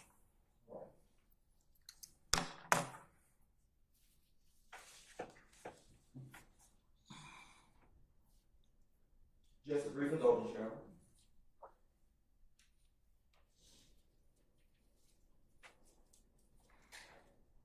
Okay. I am going to utilize it with Mr. Williams, Mr. Atkins, if you could turn to the left side of this document pertaining to Mr. Williams. I'm going to show Mr. Singleton State's exhibits that have already been admitted into evidence.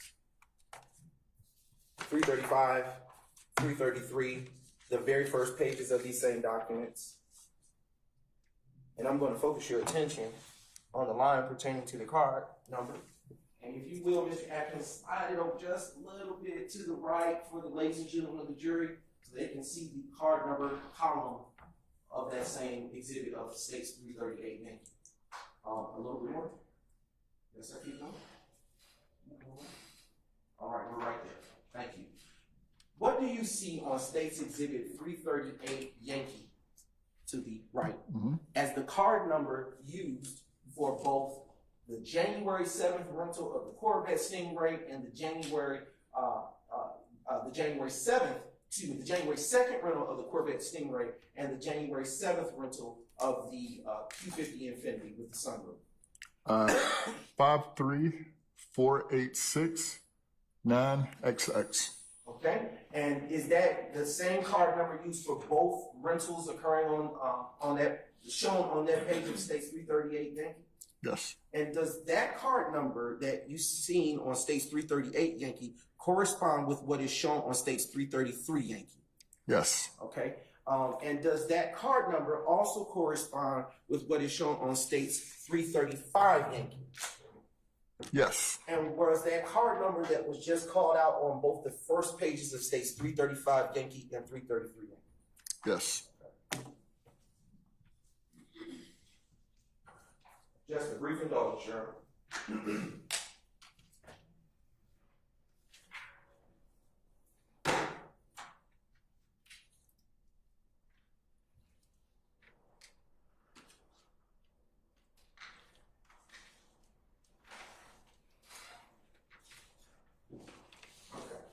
I want to direct your attention to States 334 Yankee, which is already been admitted into evidence and is before you now. Excuse me. I actually want to start with States 332 Yankee. Apologies, Mr. Atkins. And it will be populating on the screen momentarily. All right.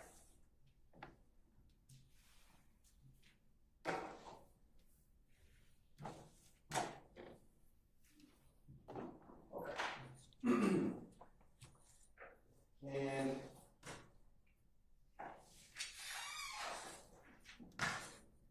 I want to direct your attention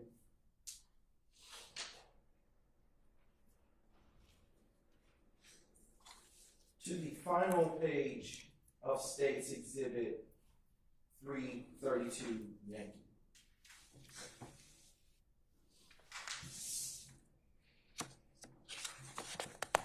All right. Earlier during your testimony, do you recall indicating that there had to be a MAG signature associated with the rental, each rental? Yes. What did you mean by that? So basically, it's kind of like when you go in a store, how they have the box where you swipe your card and you sign the box. So back in the old days, we used to sign the contract with a pen, but MAG is where they capture the signature electronically. Okay. And I want to scroll all the way to the bottom of the State's Exhibit, identified as State's 332 Yankee. Mm-hmm. And do you see a signature associated with this particular exhibit, State's Exhibit 332 Yankee? Yes. All right. What signature do you, and does this signature pertain to the rental of the Corvette, 2014 Corvette Stingray? Yes. Okay. And I want to go back to page 1 of this same document. And do you see a name associated with this particular State's Exhibit for this rental of this Corvette Stingray? Yes. What is the name? Jeffery Williams. All right. I want to turn your attention now to State's 334 Yankee.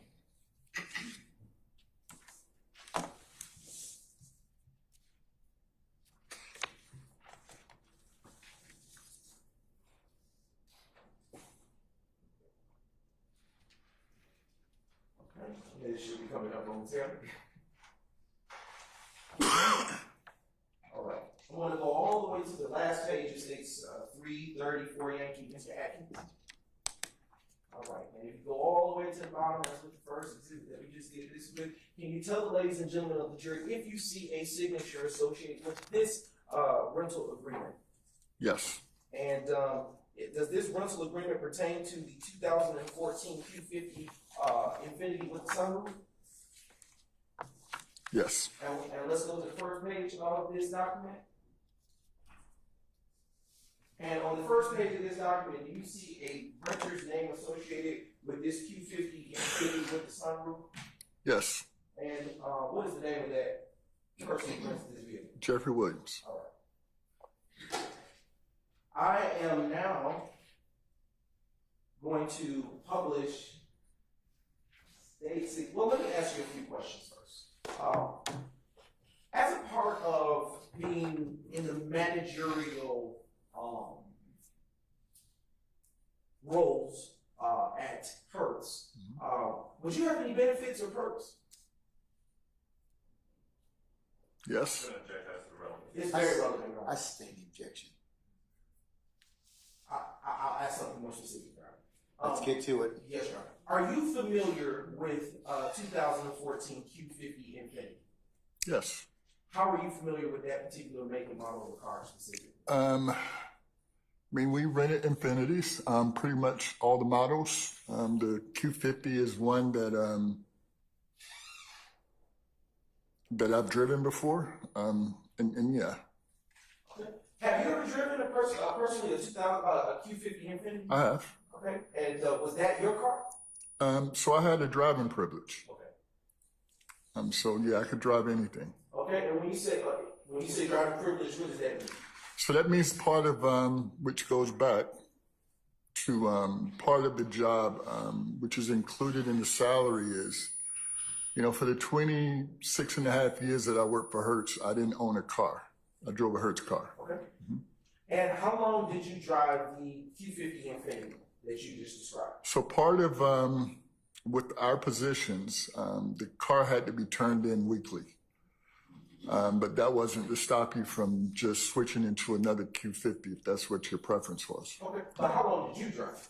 It was too small for me. I've driven them, but yeah, it's kind of small. All right. I am now going to show you just a brief note.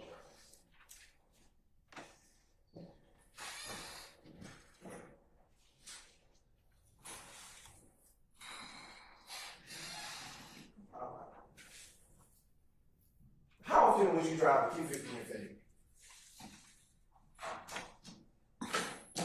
Not often. I believe that's the answer. I sustain the objection. Would you drive the Q50 Infiniti from work to home?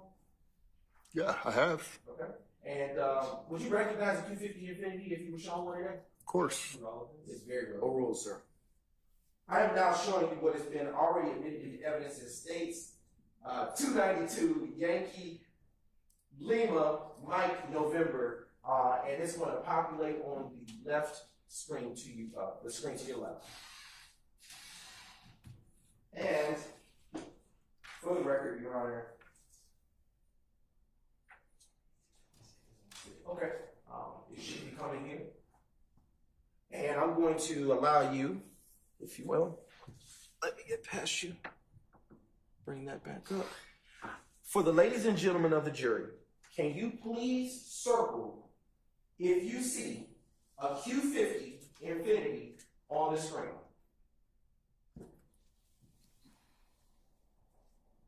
This.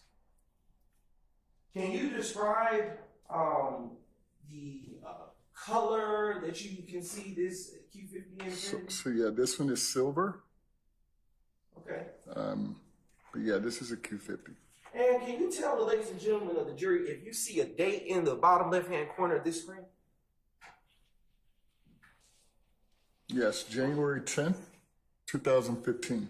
And did Hertz Rental Car Atlanta Airport, based on the records that have been admitted into evidence, rent a Q50 Infiniti 2014 with the sunroof around or about the time that this Q50 Infiniti appears on this screen? Yes. And to whom did Hertz Infiniti rent a Q50 Infiniti 2014 with the sunroof around or about the date associated at the bottom of the screen? So yeah, this would have been a Jeffery Williams rental. No further questions, Your Honor. Counsel's approach, please.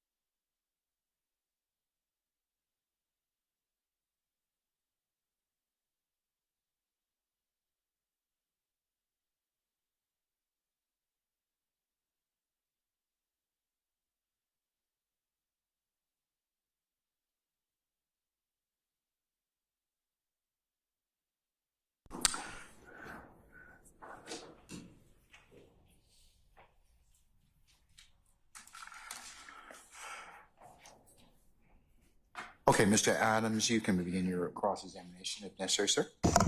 Go right ahead.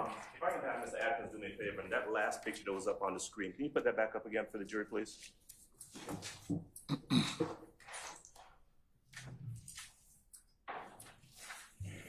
And Mr. Singleton, good morning, sir.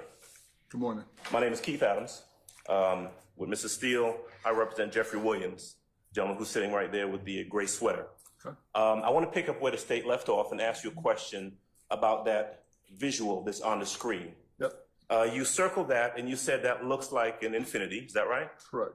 Right. Tell me from the photograph that you're looking at right there, who's driving that infinity on that date, January 10th, 2015? Can't answer that. You can't tell, can you? No, There's no way that you can look at that photograph and tell anyone here that Jeffery Williams or anyone else is driving that vehicle at that moment, can you? no, You were working at Hertz in around the time we're talking about, January the 10th of, well, really in this case, January the 7th yes, of 2015, true? correct. You were the director of operations? Operations, yes. Okay. Were you actually working on the day of January the 7th of 2015? Can't If you answer don't. that. Okay. You don't know for sure. What day was it? Oh, if you don't know, I don't know. All right? But let me ask you this. Do you have a recollection? Can you say to this jury, yes, I was working that day, or no, I was not working that day? Objection. Ask the answer.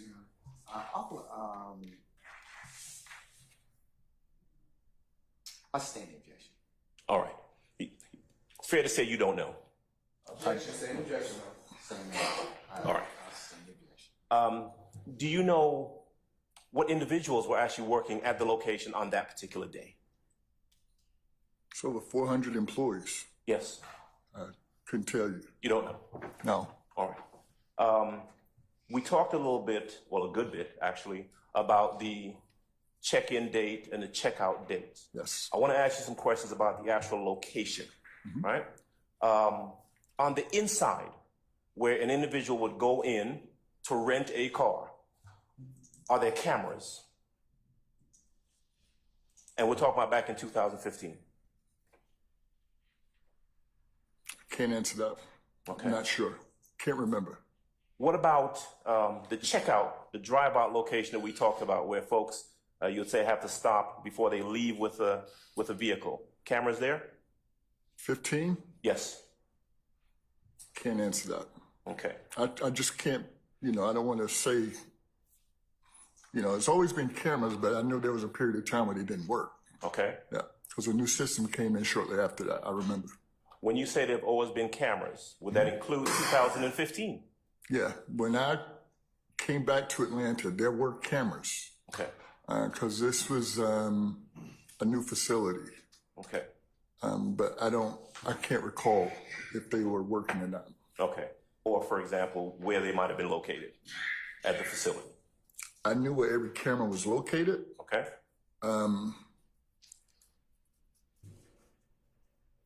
So there was a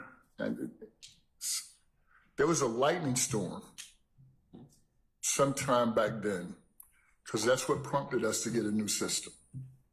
So like I say, I just can't recall if the cameras was up and running then or not. Okay.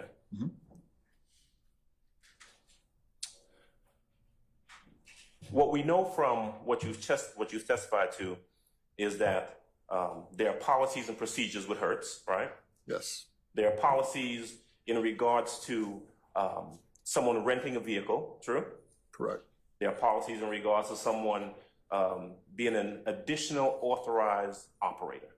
Yes, Now, Hertz's policy is that if I rent a vehicle, in order for someone else to drive it, I should put them down as an authorized or additional authorized operator. True? you're correct. Now, would it be fair to say that that doesn't always happen? Correct. And in fact, from the amount of time that you've worked at Hertz, that people rent vehicles all the time and let other people drive the car. That's true. All right. Now that's a discrepancy that the renter may have with Hertz, right? But that just says that there may be other people driving the vehicle that Hertz doesn't know about because they're not down on a contract as an additional authorized driver. You're correct. And so you asked a lot of questions about the VIN, the VIN number of the, let's start with the Infinity.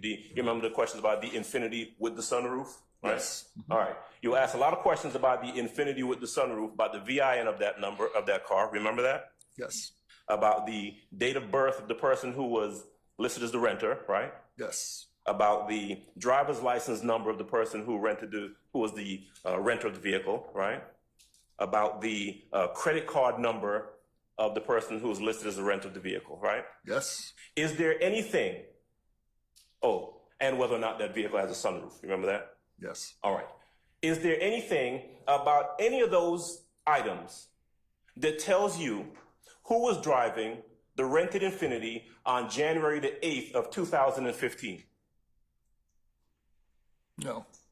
Is there anything about any of those items that you were asked about that tells you that you can definitively say to this jury, I know who was driving the vehicle on January the 9th of 2015? No.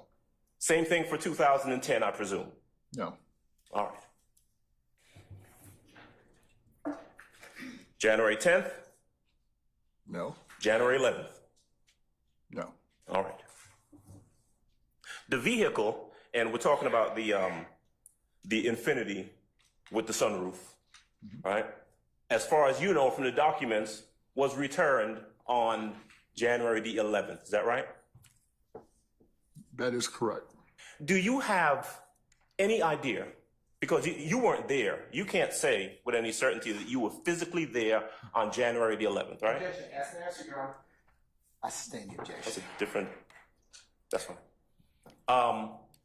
Do you know where Jeffery Lamar Williams was located? In what state he was located on January the 11th of 2015? Do you know? No. Do you know who was sitting behind the steering wheel of that Infinity when it was returned back to Hertz on January the 11th of 2015? No.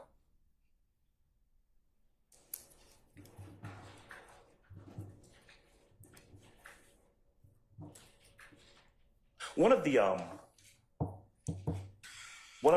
things that you asked about had to do with the return date, return time. Remember those questions? Yes. And I think we were able to determine from the documents, correct me if I'm wrong, that we have a Corvette that was rented on the 2nd of January. True? Correct. That Corvette came back, and that Corvette was rented in the name of Jeffery Williams, right? Correct. That Corvette came back to Hertz on January the 7th of 2015, right? Correct. And we saw what appeared to be a check-in, or I guess it was check-out date, the date of return, date and time of return, right? Now, when that vehicle comes back and there is that time, that return time stamped on the document we looked at, Right. does that time indicate when the vehicle drives onto the lot, when it's finished being prepped by the workers, when the person walks out with their ticket? What does that time actually represent? Objection. Compound, Your Honor. I sustain this form. You can break that down, Mr. Sure. Mr. Adams. Thank you, Judge. That time stamp that shows I think it says checkout date, right? Yes. Or checkout time. Check out or check in? All right. When the person drops the car off. Check in. All right, check in. What does that time actually refer to? That would be when I hit print and I hand you a receipt. Okay. So the car may have been there for a while, but the process of checking in is over, and it's listed on that receipt when you hit print. I'm objecting, Your Honor, because it calls for facts, not in evidence. I sustain the objection. Okay. The Corvette comes back on the 7th, right? Yes. And then there's an Infinity that's rented on the 7th as well, Yes. around the same time. Would you have been the recipient? Strike that. Do you know when, if at all, the Atlanta Police Department reached out to Hertz in regards to getting any documents surrounding these rentals? No. No. You wouldn't have been a person? No. Okay. Did anyone contact you in 2015 to get any documents relative to these rentals? Yes. Me personally? Yes. No. It would have went to a corporate security manager. Who's that person? Back then it was Jerry Smith. Okay. So Jerry Smith would have been the person who interacted with law enforcement. Yes. So if I can, let's say law enforcement approached me directly, I would refer them to Jerry Smith. Okay. So he would have to approve any documents to be given to law enforcement. Do you have a recollection of that happening sometime in 2016? This one particular? Yes. And hate to say it, but this was 2 to 3 times a week you would get some type of subpoena from law enforcement about a vehicle. Yeah. And this was, of course, back in 2015, which by my count, talk about 9 years ago. Yes. Okay. Were you ever subpoenaed to either provide documents or come to court anytime in 2015, sir? I'm going to object, Your Honor, on basis of relevance. I'm gonna overrule the objection. Sir? To come to court? Sure. Me personally? Yes. No. What about 2016? No. Same objection, Your Honor. Same ruling, overruled. No. To come to court? Yes, sir. No. Okay. I've never been subpoenaed to come to court, no. Okay.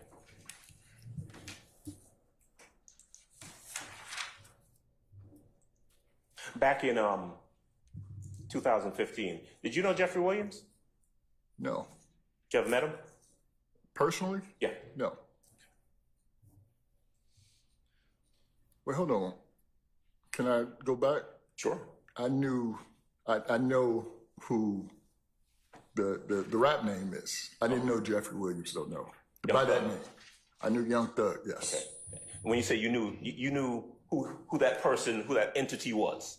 Yes. You never met him personally. No. Lifestyle had just dropped. Everybody knew that song. Oh. Banger. And you liked it, right? Objection, Your Honor. Withdrawn. Overruled.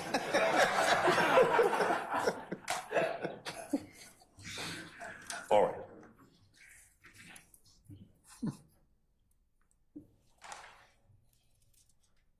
Oh, do you have any records of Jeffery Williams ever renting a Pontiac from Hertz? Objection, Your Honor. Facts not known. I sustain the objection. When the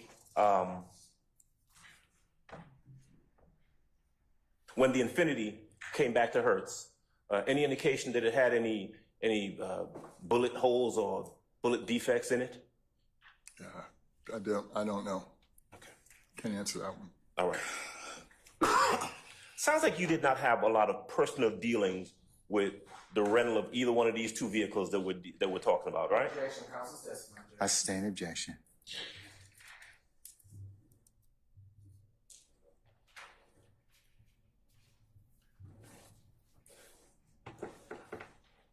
Are you aware of whether or not anyone who worked with Mr.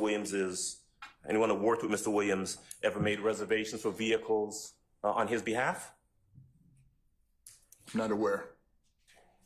You aware of anyone ever picking up a vehicle for Mr. Williams on his behalf? On his behalf? Yes. No. You wouldn't have any personal knowledge of that because you would not have been the person dealing with folks picking up vehicles. Is that right? Again, Your Honor, counsel's testimony. I'll sustain the objection.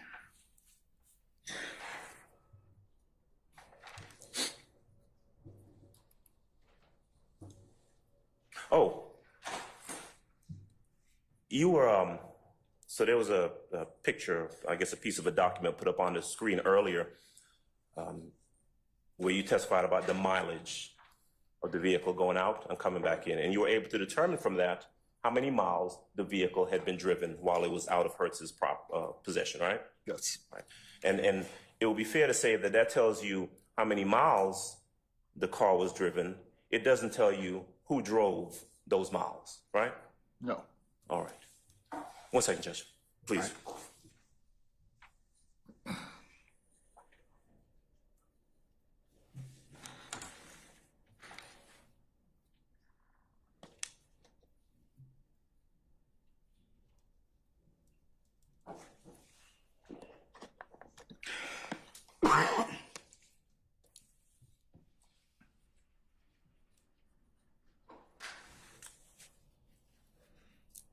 All right, Mr. Singleton, thank you, Judge, thank you. I have no more questions. All right.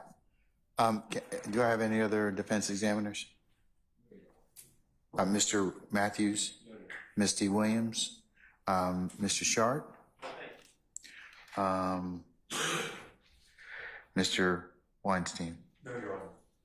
All right. Okay. State have anything? You have redirect? Yes, very good. We're going to do that at 1:15.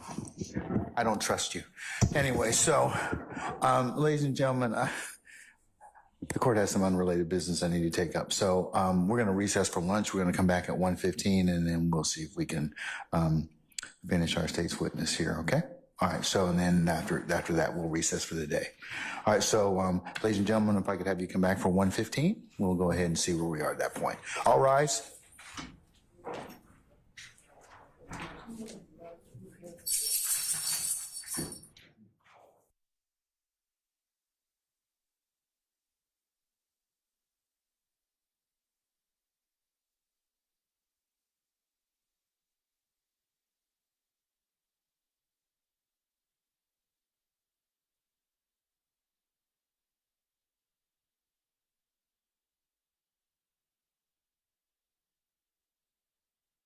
Does Mr. Singleton, you can be at lunch until 1:15. Come back for that time, please. Don't discuss your testimony with anybody except the attorneys in this case. Counsels, will see you back then, okay? All right.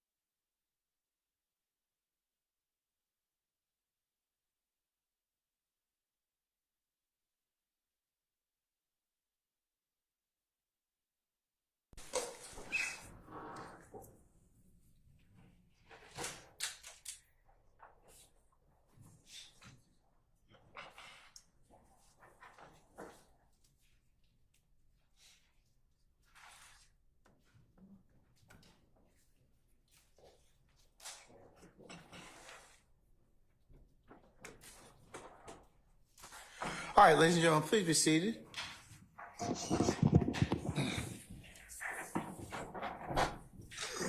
All jurors now present? Okay, okay, all right.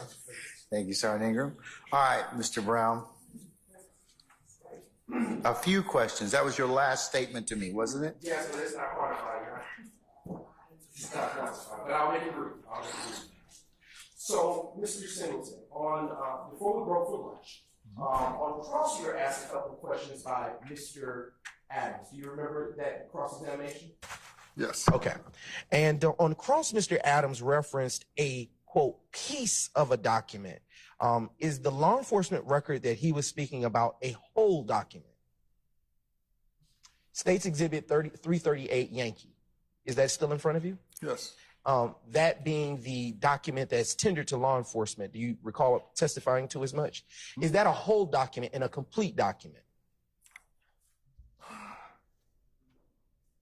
I don't understand your question. Is there anything missing from that document that you would know to be included on that document normally?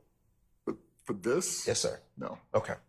Now I want to transition. Do customers ever put tents on rental vehicles?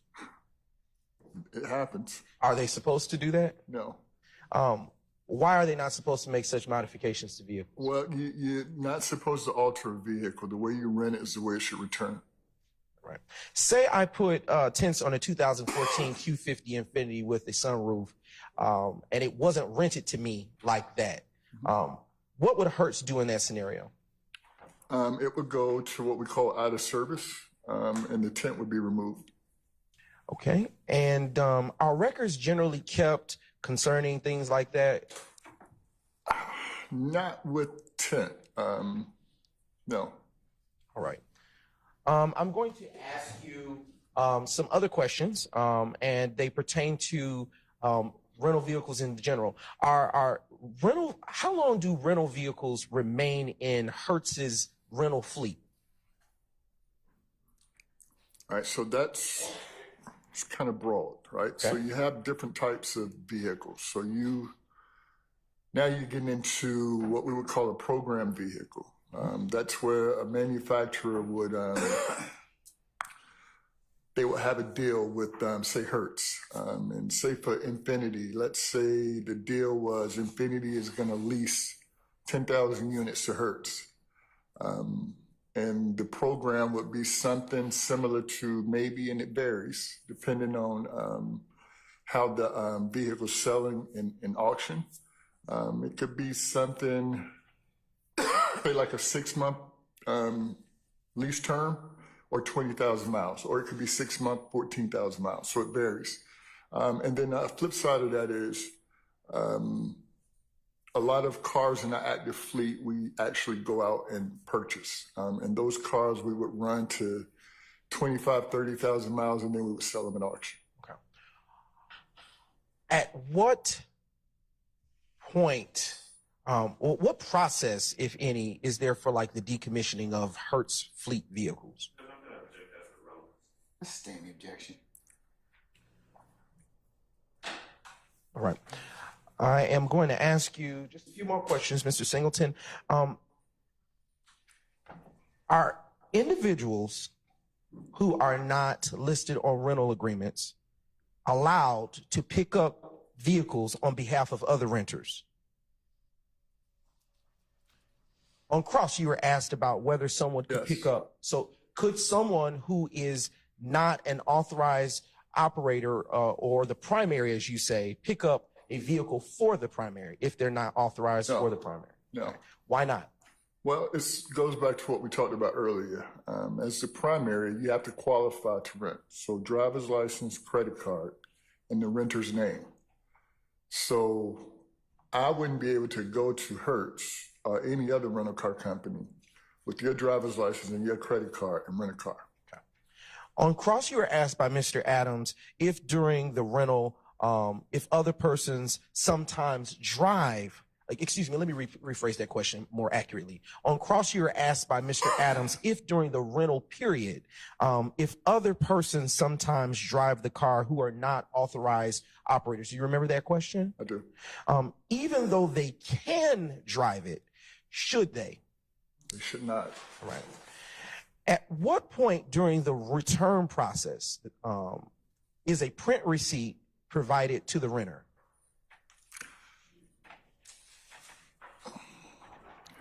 So you pull into the return lanes, which is on level 1. There's someone standing so it's 2 ways. There's someone standing at the car with a handheld computer, and they can close you and print your receipt right there on the spot. That would have been 2015. And what does the return process entail? Just getting a receipt and leaving, or is there something more? Yeah, so it's from a Hertz standpoint, it's full walk around to make sure there's no new damage on the vehicle. We verify the mileage, we verify the fuel level. We ask the customer, do they want to leave the charges on the card that they rented it with or pay cash. If you want to pay cash, of course, you can go to the desk and pay cash. But if the charges are going to remain on that credit card, then yeah, they would just hit print and print your receipt. Okay. On cross, you were asked by Mr. Adams if by using the credit card, driver's license, and date of birth, you could tell the jury if you knew who was behind the steering wheel of the silver 2014 Q Infiniti shown in State's Exhibit 292, Yankee, Lima, Mike, Nancy. Do you remember that question? Say it again. Sure. On cross, Yeah. you were asked by Mr. Adams, counsel for Mr. Williams, if by using the credit card, driver's license, date of birth, that you could tell if you knew who was behind the steering wheel of the silver 2014 Q50 Infiniti with the sunroof shown in State's Exhibit 292 with a date of January 10th, 2015. Do you remember that question? I do. Okay. Based on the rental records that have already been admitted into evidence, can you tell this jury who should have been behind the steering wheel of a silver 2014 Q50 Infiniti with a sunroof rented from Atlanta Hartsfield Jackson Hertz Rental Car Airport between the date range of January 7th, 2015, ending on January 11th, 2015? So that would have been Jeffery Williams. No further questions, Your Honor. Mr. Adams, anything else, sir?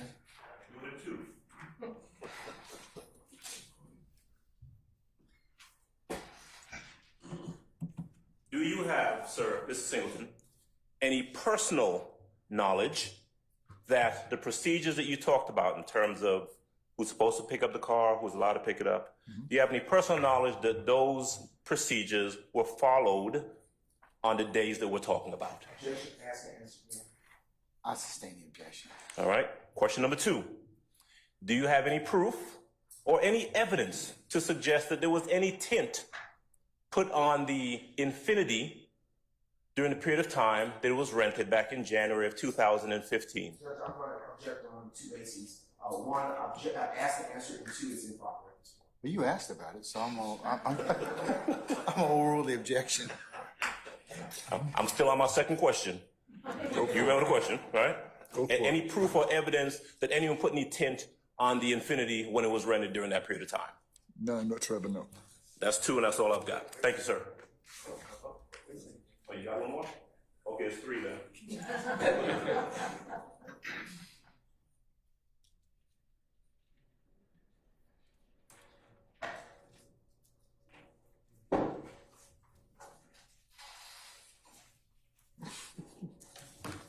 Third question.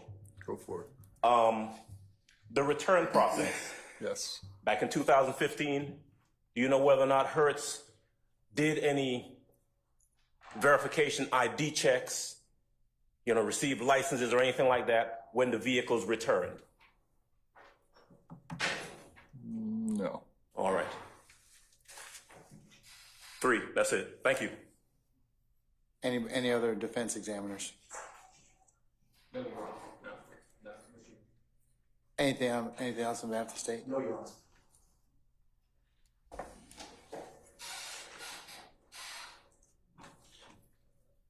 May Mr. Singleton be permanently or temporarily excused as a witness? He may be permanently excused.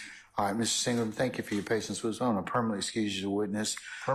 Yes, you're free to go about your usual duties and avocations, but don't discuss your testimony with anybody except the attorneys in this case, okay?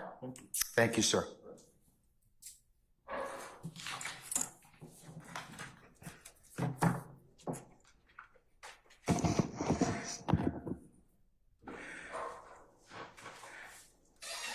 And with that, ladies and gentlemen, we are going to recess for today. Ladies and gentlemen, we really appreciate your indulgence. I know I said we were going to stop at noon today, but in order for the witness we just heard from to not come back another day, we appreciate your patience in that regard. Okay.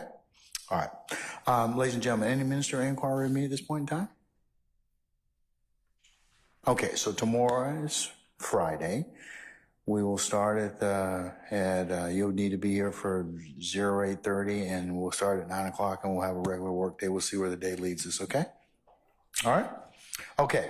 Let's go through our admonitions at this point in time. Remember, as you go back into your headquarters, leave your notepads in the basket or leave them in the room that you're in. Do not take them with you. Also, as you go back, or as you're going to your whatever mode of conveyance that got you here, or when you're back at your homes or any other places, do not discuss this case as a group or as in ones and twos, or recap or otherwise handicap the testimony. Remember, it would be a violation for you to begin your deliberative process as the court hasn't instructed you on how to do that. So please do not go ahead and start talking about the case or any of its witnesses or issues until such time. Ladies and gentlemen, as well, don't go to any third-party websites or any other, or seek the advice of or assistance of any resource materials. As I mentioned, you can only consider what's been lawfully presented within the four walls of this courtroom. So any other sites, reference materials, or people would be off limits to you to otherwise augment or aid in your understanding. You can only consider what's been presented within the four walls of this courtroom. Remember, it would be a violation for any third party to discuss this case in your presence or hearing. If anybody should reach out to you to ask you or inquire about this case, then you would need to let Sergeant Ingram and myself know immediately. Do not go by and visit any of the scenes depicted or you may have heard about or been testified to in this case. Do not take any pictures. Do not make any drawings. Do not otherwise share any other outside information or knowledge you may know about any of these sites. You can only consider what's been presented within the four walls of this courtroom, okay? And remember, do not listen to any third-party accounts, either on any social media sites, the internet, or any other news media outlets as to the trial or anything that may have gone on or on this trial, because you can only consider, as I mentioned earlier, what's been presented lawfully within the four walls of this courtroom. And then, ladies and gentlemen, lastly, and as we end each day, thank you for your patience as usual, and thank you for your continued patience during the presentation of this matter before you. So, ladies and gentlemen, unless you have any other ministerial inquiry of me, we'll see you tomorrow for 8:30 for an anticipated 9 o'clock start time. We'll see where the day leads us, okay? All right, all rise.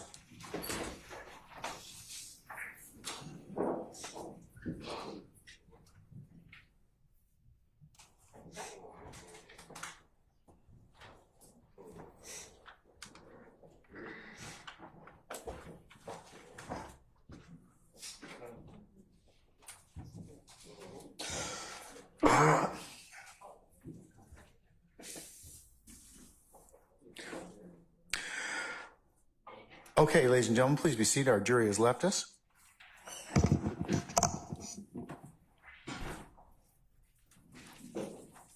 All right, any ministerial inquiry of me, counsels? Period, Your Honor. The state received from Defendant Williams a Dropbox link containing purported calls from the Fayette County Jail. We sent that over to our jail call unit to open up and decipher. The head of our unit converted the PDF into, and so they were the link and a CDR, a call detail record in PDF format were sent to the state via a Dropbox link.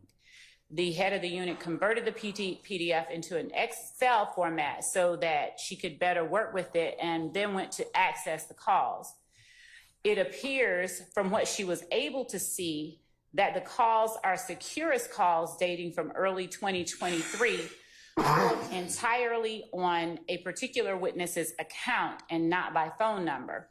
She has sent word to us to inform the court that we have no way of retrieving any calls placed using another inmate's account because they were likely overwritten at the 1 year mark. But more concerning is that the file provided was not in an ISO format. She has worked with Securus files for more than 10 years and has never seen one like this.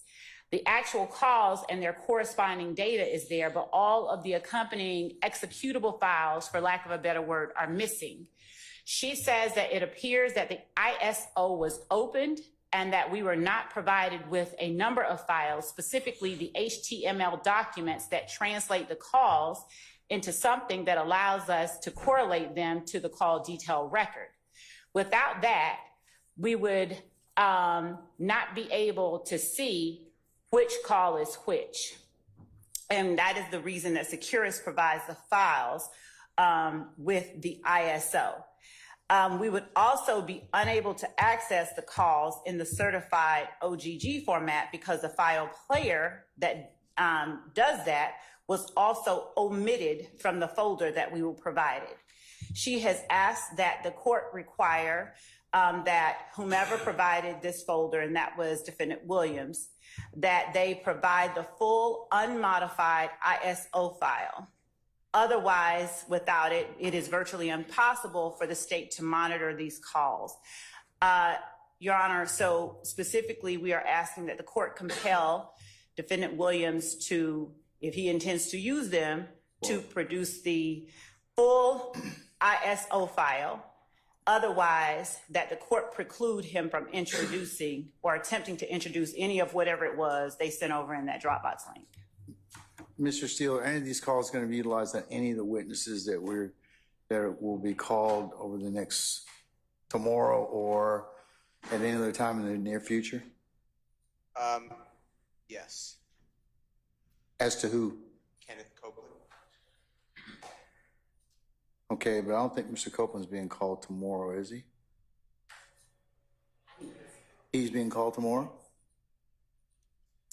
Okay, well, you've got to convert the file to something that the state can manipulate.